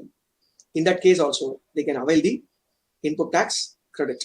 For example, Factories Act says that if you are going to employ more than 250 people, you are entitled to take that input tax credit. So that is where this will also come in. So those situations which are exceptional, we can avail, but generally the credit cannot be availed on these services. The other input tax credits which are blocked under section 17 is membership of a health club. Maybe for the director, for the managing director, or for employees. It is paid by the company, not eligible. Health and fitness center, paid by the company, not eligible. Travel benefits to the employees who are proceeding on vacation. It is not official travel. It is travel on leave. For that purpose, any benefit is given to the employee, that credit is not available, that is not eligible. And the other service which is directly blocked by the provisions of section 17 subsection 5 clause C is that any works contract service for immovable property. What is an immovable property? Anything that cannot be removed without causing substantial damage is considered to be an immovable property. And any kind of works contract service which is done in relation to an immovable property, they are saying you are not entitled to take input tax credit generally, but exceptionally you can take if that works contract service is used for the purpose of a plant and machinery. I am working on an immovable property, but that immovable property becomes my plant and machinery, then I become eligible to take input tax credit. One. Second, when I take this works contract service input for the purpose of doing my output, which is also works contract service. My input is works contract service, my output is works contract service, then I become eligible to take the input tax credit on works contract service. So this is what is the blocked credit. And what is plant and machinery for the purpose of GST, especially for the purpose of this provision, has been specifically defined. Plant and machinery includes anything that is fixed to earth, but it does not include any land, building or civil structure. Mere building or civil structure will not be called as plant and machinery. Maybe it is adjoining, attached to a asset, then only it will be called as building or civil structure. Attached to a machinery, then only it will be called as part of plant and machinery. And then telecom towers will never be called as plant and machinery. Pipelines which are laid outside the factory premises can never be called as plant and machinery. So the B and C, telecom towers and pipelines, are directly hitting the telecom industry. The major assets of the telecom industry are their optical fiber cables. And all these optical fiber cables are laid outside by way of pipeline only. And telecom towers, we have to have it everywhere, so that is when they can effectively communicate, meaning the network connectivity will be there. So that is another situation. So these are the blocked credits pertaining to works contract. Moving further, the other blocked credits, any construction of immovable property, the goods which goes into the construction or the services which go into the construction are not eligible to be taken as input tax credit. Factory is being constructed, you cannot avail ITC. Why, sir? Because the factory itself is an immovable property. It is not plant and machinery, so you cannot avail that ITC. But whereas, if the construction of an immovable property which results in a plant and machinery, then you are eligible to take input tax credit. And even if a person is constructing an immovable property on his own account, which means I am a hotelier, I want to construct a hotel which I want to let it on rent. I am buying material, I am organizing for labor, they are doing the work for me. Even if the constructed hotel is going to be used in the course or furtherance of business, I am not entitled to take this input tax credit. That is what is the blocked input tax credit pertaining to construction. So by reading this 17 subsection 5 clause C and D, it is easy to think that the government does not like ITC to be taken on construction or construction related activity. Your assumption or your inference seems to be logical, because that is what they have been telling repeatedly. Either it is works contract or it is construction. In both the cases, you are not entitled to avail input tax credit unless it is going to result in a plant and machinery. Even if it is going to be used for the purpose of your business, you are not entitled to avail this ITC. Now, moving on, the other blocked credits are goods which are lost, stolen, destroyed, or written off. Let's take one by one. What is lost and in what way it is different from stolen? Goods lost are the ones which are gone, but it is not major. We call it by a term in costing called as pilferage. It is lost, but it is not as big that I'll make a police complaint, I'll make an insurance claim. No. Maybe out of 100 screws, only 60 are there, or 10 is missing. Goods lost. Goods stolen. What can be goods stolen? Now here, I know that very well that I am being deprived of the asset. The goods are not there with me. Somebody has taken it away from me. In that case, what am I supposed to do? In that case, you are supposed to reverse the input tax credit. So in case of goods lost, reverse input tax credit. In case of goods stolen, reverse input tax credit. In case of goods destroyed, destroyed by what means? Any man-made disaster or natural calamity. Because of that, goods have got destroyed. It is not usable. Then the credit that is availed shall also be blocked. You cannot avail that credit, you have to give it back to the department. Goods which are written off. I think this is one word only the accountants will understand. Written off. What is a write-off? Write-off is an activity where physically it might be there, but from the books it is taken out. When we do such a transaction, when we write it off from the books, then in those cases, we are supposed to reverse the input tax credit also. You cannot enjoy the input tax credit as well as not have it in the books. It should be in the books. Then only your ITC is logical and it is allowed. If it is not in the books, then it is not considered to be allowed. So it should be in the books. And goods which are disposed of by way of gift or free samples are also not eligible. The credit should be reversed. What is the difference between a gift and a free sample? Generally, a gift is the one which I procure and give it to you. So I may not be the one who's manufacturing it. But whereas free sample is, I have it and I give it to you. So let's say I am a manufacturer of medicine, pharmaceutical company. I manufacture a lot of medicines. Out of this, 6 to 7% is always given away as free samples. When I give it away as free sample, what is it?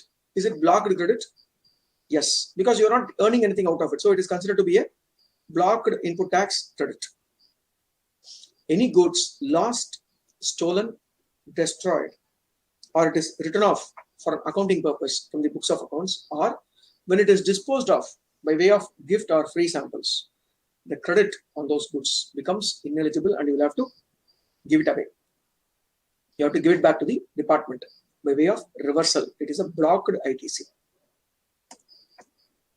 The next situations that we are going to see is under section 18, special scenarios. What are those special scenarios? Scenario 1 is, I am a person, I am an unregistered person. So far, I was an unregistered person. Or I was a person who has opted for composition scheme. Or I was dealing only with exempted items.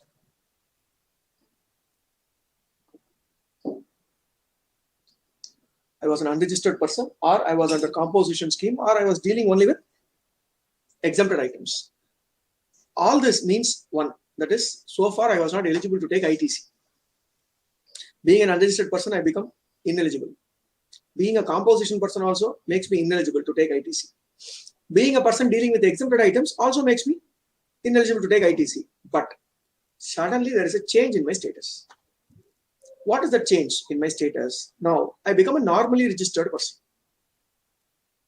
How can somebody who is so far unregistered or so far coming under composition or exempted can become a normally registered person?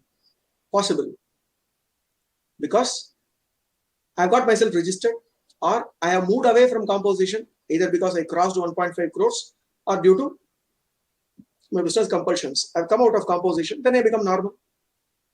The goods which I am dealing with so far, which were exempted, suddenly has become taxable, or I have started dealing in other goods also which are taxable. In all these cases, from being a person who is not entitled to take ITC, who is not even liable to get registered, you become a normal registered person who is liable for this GST liability. When you become liable for GST, the obvious good thing that comes along with it is you can avail input tax credit. So can I avail this input tax credit? Yes. And this is where section 18 comes in and says, whatever is your ITC, I'll repeat, whatever is your stock which is lying on this day, that is the day from which you become a normally taxable person, from being this, you are moving here. On this day, whatever is your inventory, on that inventory, whatever credit is lying, that you can avail as input tax credit. The amount of GST that which you have paid on the inventory that is lying with you. So if you have already paid GST and the stock has been sold, on that you cannot avail. The stock should also be there and it should have suffered GST. The proof of that is the invoice. And that invoice is within the last 1 year. If that is going to be the case, then you can avail this input tax credit when you are moving into normal registration. So that is what is the first scenario. Then the next special scenario is the reverse of it. So far, I was a normally registered person, but due to various reasons, could be the business is dull, or I myself intend to move to composition scheme, or my goods have suddenly become exempted, so there is no need for any GST to be paid. In these scenarios, the reverse happens. So far, I was continuing as a normal person with all the ITC, but now suddenly my ITC claim is gone, meaning I cannot take input tax credit, but for whatever stock that is there with me on this day, the day from which I'm going to go out of normal registration, the credit on this day, I shall have to reverse. What is the credit lying in my books? No, it is the credit that is attributable to the stock, the inventory that is lying with you on this day. In the earlier case, we had availed the ITC which is on the inventory which is lying with you on this day. Now, in this case, we are going to reverse the ITC on the inventory that is with you on this day. Because from here onwards, you're not going to pay GST. Which means, why should I give you input tax credit? Please reverse the input tax credit on your inventory, which you have availed and you might have utilized or you may not have utilized. Doesn't matter. On the inventory, had you availed ITC, please reverse that ITC and go into the next situation. That is the situation where you will not be entitled to take ITC.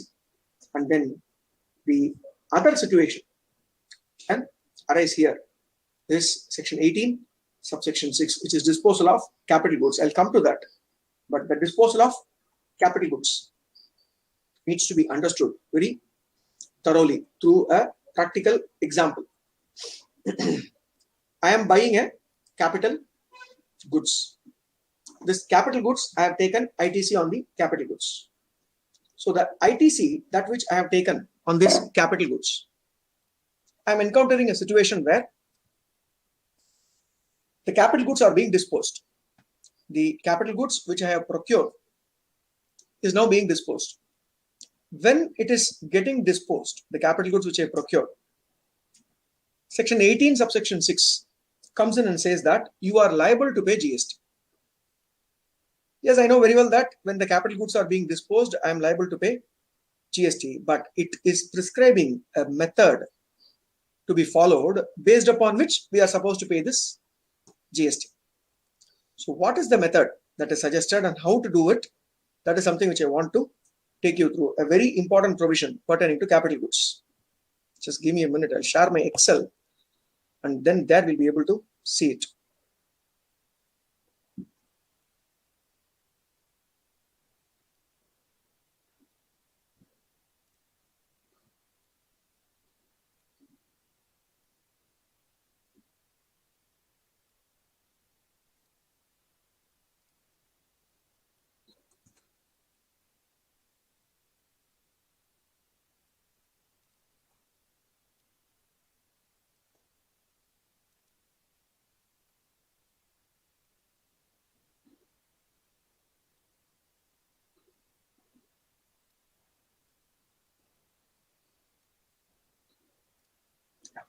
I hope you are able to see my screen, which is the blank Excel. I'll take you through the assumptions in this. Let's say I have purchased an asset, a capital goods on 1/1/2018. I have purchased this capital goods. This is the date of purchase.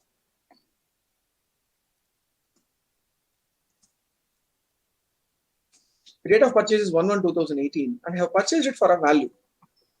The value of the asset is, let's say, 10 lakhs. And for this 10 lakhs worth of asset, I have paid a GST of 18%. So this is the initial data which is given. Now this is a capital goods. So this is a capital goods under GST, and I have taken the input tax credit on it. When I am selling it today, let's say 24th August 2020. I am selling it today.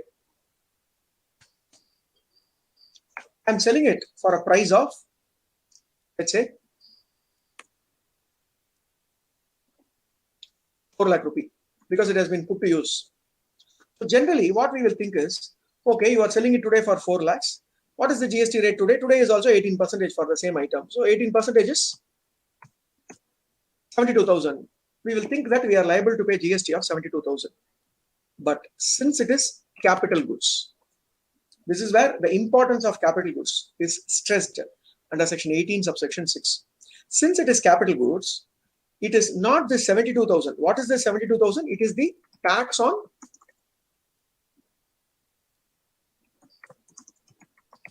transaction value. It is not on this tax on transaction value that we are liable to pay GST. They want us to calculate one more thing. That one more thing is how much is the ITC that which you are not eligible. So they want us to calculate ITC on capital goods.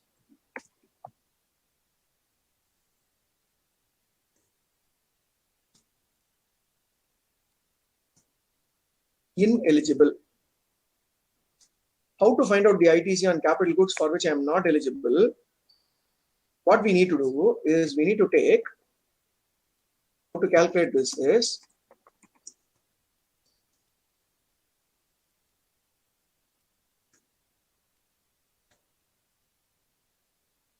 take the total ITC on the capital goods less eligible ITC. So ITC on capital goods, which is ineligible, is equal to the total ITC on the capital goods less eligible ITC. Okay, again we are ending up with the term eligible ITC. What is eligible ITC? That is what has been told in 18 subsection 6 as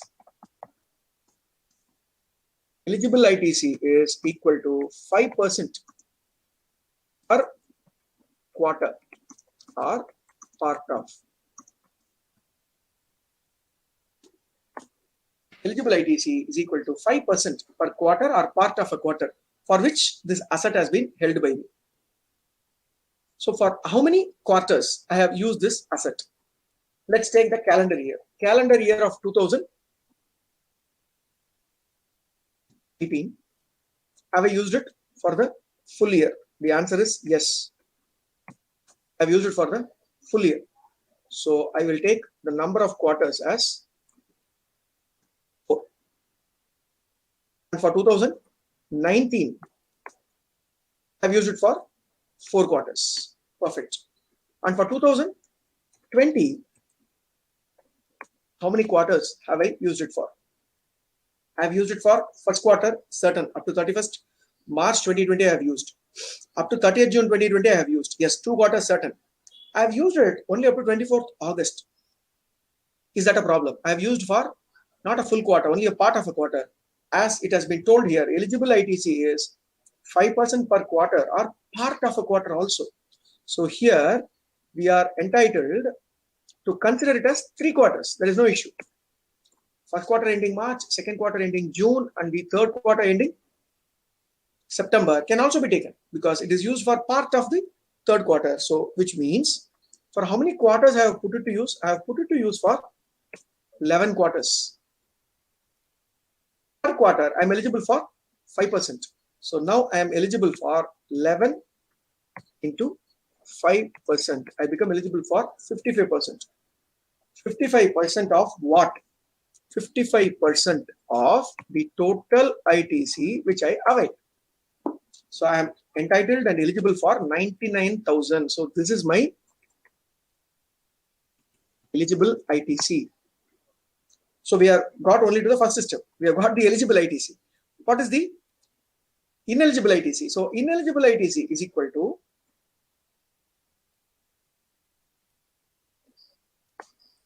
we have to take the total ITC. My total ITC is 1,80,000 minus the eligible ITC less eligible ITC is equal to my ineligible ITC. My ineligible ITC is 81,000, and now I have a comparison to make.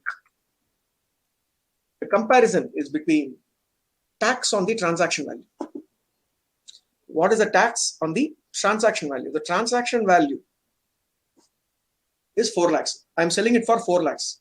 So if you're selling it for 4 lakhs, 72,000 is the tax liability. But since it is a capital goods, you are selling it without putting it to use for 5 years. You are entitled only for 55% of the ITC, which is 99,000. So you are not eligible for 81,000. Is it 72,000 or 81,000? Whichever is higher. You have to pay 81,000 to the department in this transaction. So you are selling it only at 4 lakhs. You are liable to pay GST of 81,000. This is what section 18, subsection 6 tells us. A very, very intricate provision. And the purpose of the provision is to make it clear that if you say that I am procuring a capital goods, you have to use that capital goods for 5 years. If you are selling it within 5 years, I don't have a problem of you selling, but please ensure that when you are selling it, it is either this amount, the tax on the transaction value, or the ITC on capital goods, which is ineligible. Whichever is higher is paid. Now, I'll just twist this example. What if I am selling this asset for, instead of 4 lakhs, I am selling it for 6 lakhs. Then what happens? In this case, look at the difference. The tax that is payable is 1,08,000, because now the tax on the transaction value is higher. The ineligible is still remaining 81,000. So which is higher? 1,08,000. You will be asked to pay GST of 1,08,000 rupees on this sale. So as a prudent accountant, whenever we are analyzing the situation of capital goods, we have to think, what will be the useful life of the capital asset? The life of the capital asset is not going to be more than 5 years. Then we will always end up with this calculation, because whenever we are disposing it, this calculation has to be done. But if the useful life of the asset is going to be more than 5 years, and we also have an intention to use it for 5 years, then this will never be a problem. Because the moment you use the capital goods for 5 years, what happens is that the eligibility, you will become 100% eligible, because 5 years means every year 4 quarters. So 5 into 4, 20 quarters. 20 into 5%, 100%. You will become eligible for the full credit. Then you need to pay GST only on this transaction value. You don't have to worry about calculating both and taking whichever is higher. You can directly pay it on the transaction value. That is the benefit that which we have to analyze and guide people in terms of capital goods related ITC. And this is one of the special circumstances noted and envisaged in section 18, subsection 6. We'll get back to our presentation.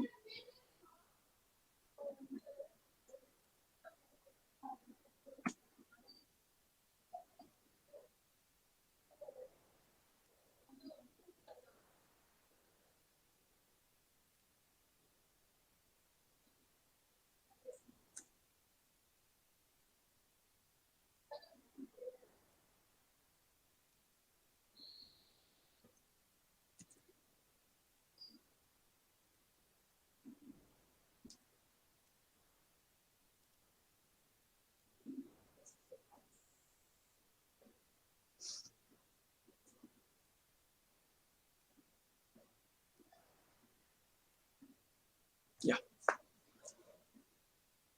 The miscellaneous provision under input tax credit, which pertains to job work.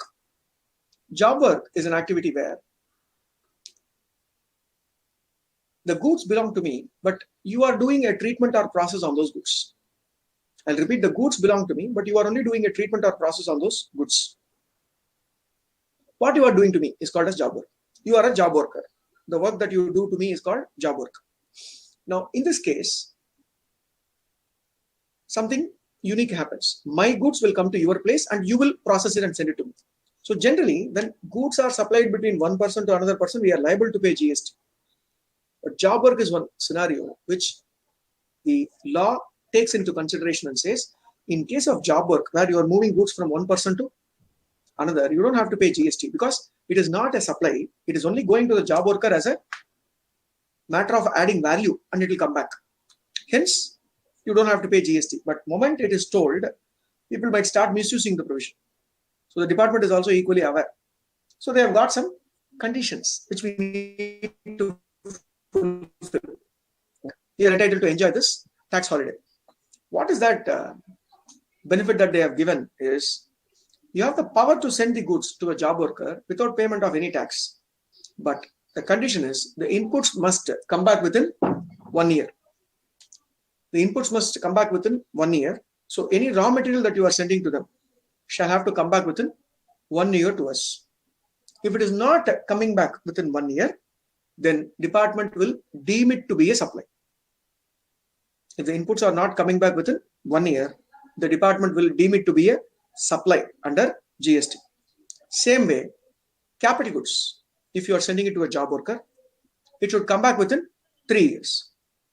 If it is not coming back within 3 years, then the department has the right to call the capital goods as being supplied and you are liable to pay GST on it.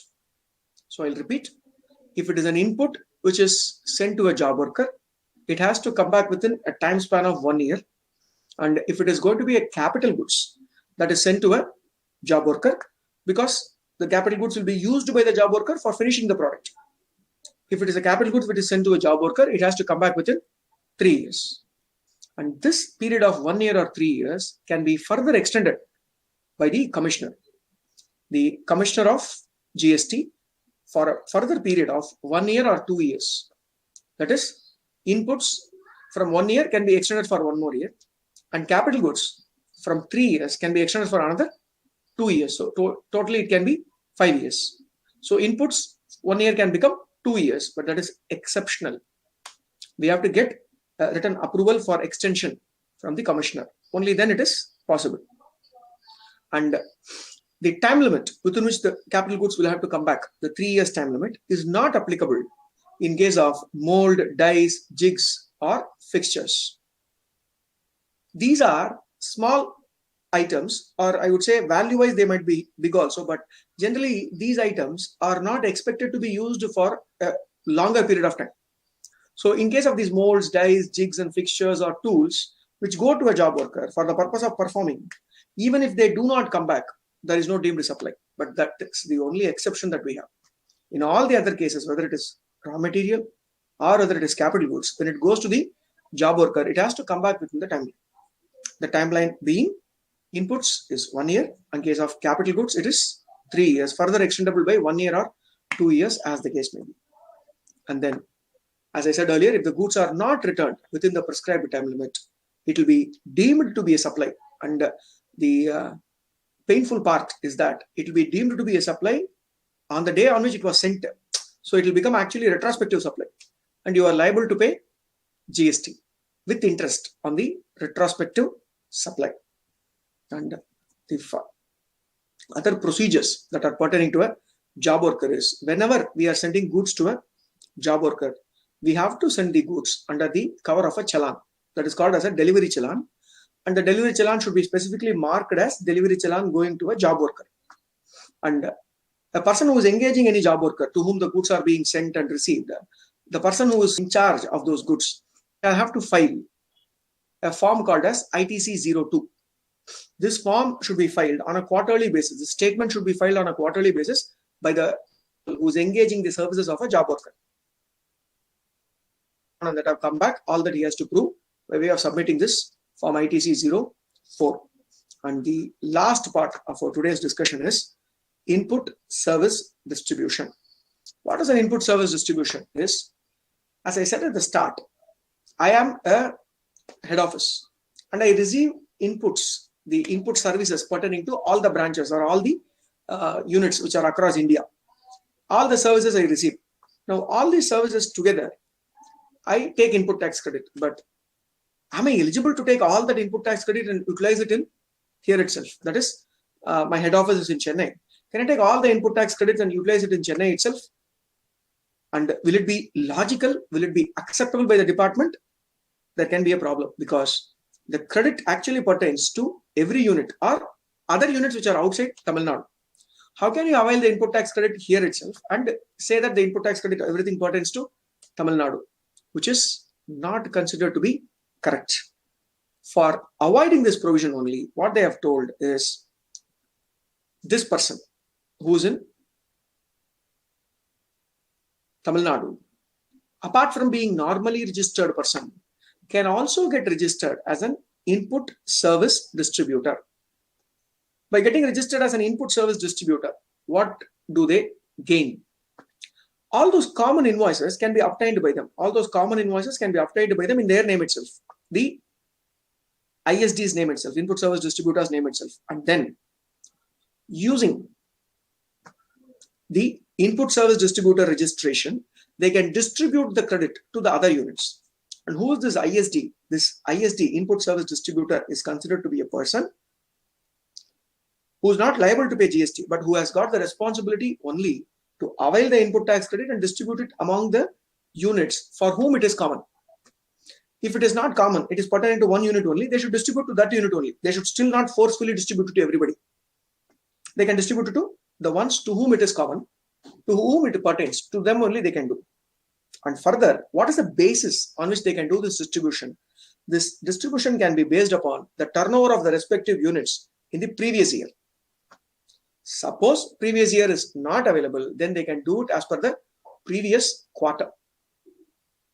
And they can distribute the central taxes as CGST itself, or they can distribute the central taxes as IGST, or they can distribute the state tax as CGST itself, or distribute it as IGST, which means I am in Chennai, I receive an invoice from another person within Tamil Nadu, I will get only CGST, SGST invoice, but I am an IST who's sitting in Tamil Nadu.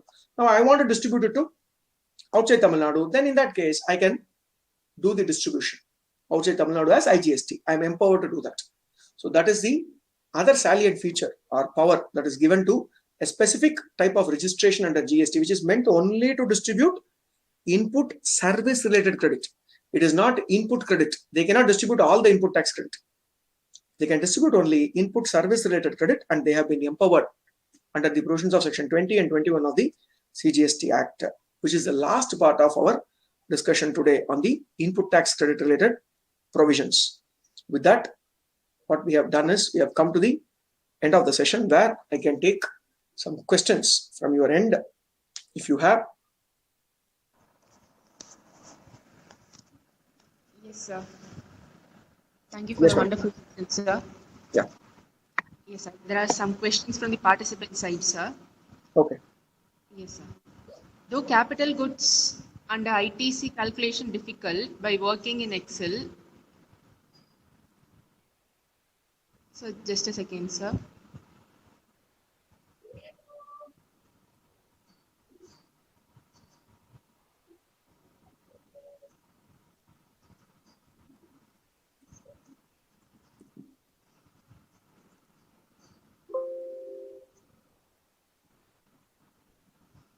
Dear participants, if you have any doubt, you can post your questions in the chat box.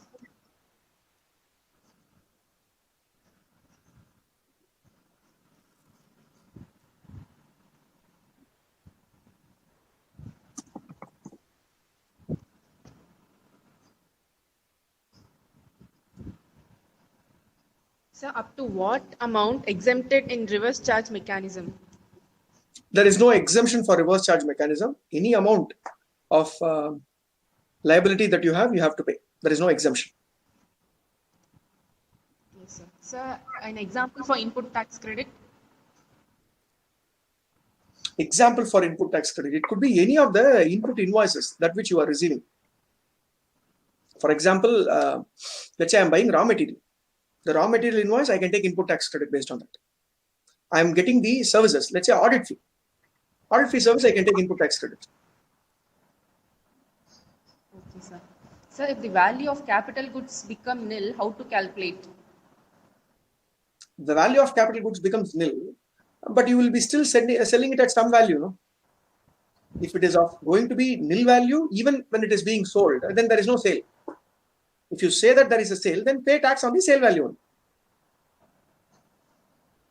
Okay, sir. Sir, we can take ITC on bank charges. Can we take ITC on bank charges, sir? Yes. Generally, bank charges are incurred for the purpose in the course or furtherance of business only. We can certainly avoid. Okay, sir. Sir, I have purchased a laptop for office use. Can I take ITC on this? I'm planning to take depreciation on laptop also. See, you can take ITC and take depreciation also, but let's say the laptop is 50,000 and the GST on it is 9,000. If you capitalize the laptop for 59,000, you cannot take ITC. If you capitalize the laptop for 50,000 and 9,000, you can take ITC. And please remember, you have to use it for 5 years. That 60 months calculation will come. Okay, sir.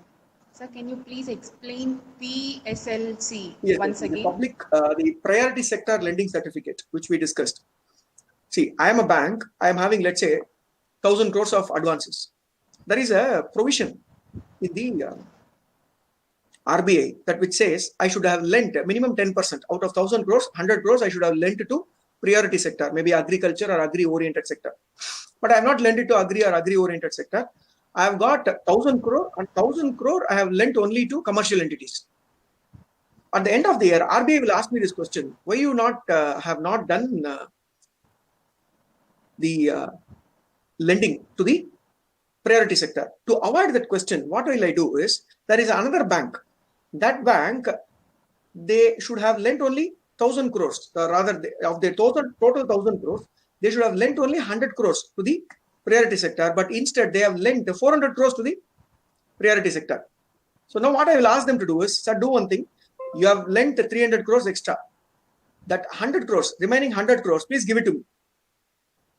How will I get it from them? They will give it as a certificate to me saying this 100 crores, we are transferring the portfolio to this banker. So I can take it from them and I can call by investing on that priority sector lending certificate that I have actually lent that 100 crore. And it is not them who has lent 400. Now their 400 will become 300 and my 0 will become 100. I can prove to RBI that I have done priority sector lending. This I do by way of purchasing a certificate from them. That certificate is considered to be goods. On that, me as a recipient is liable to pay GST under reverse charge.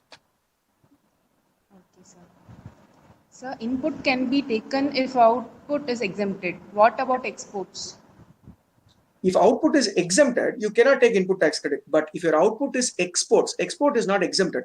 Export is called as zero rated.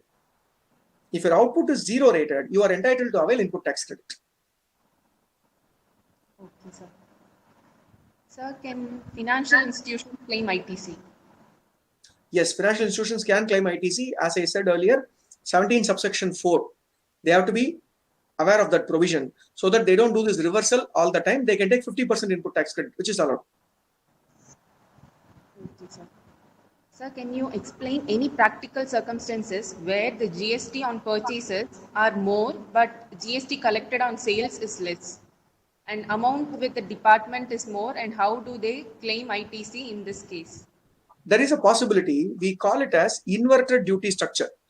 In the refund session, our CA Bhuneshwari will take you through that, but I'll just give an introduction into it.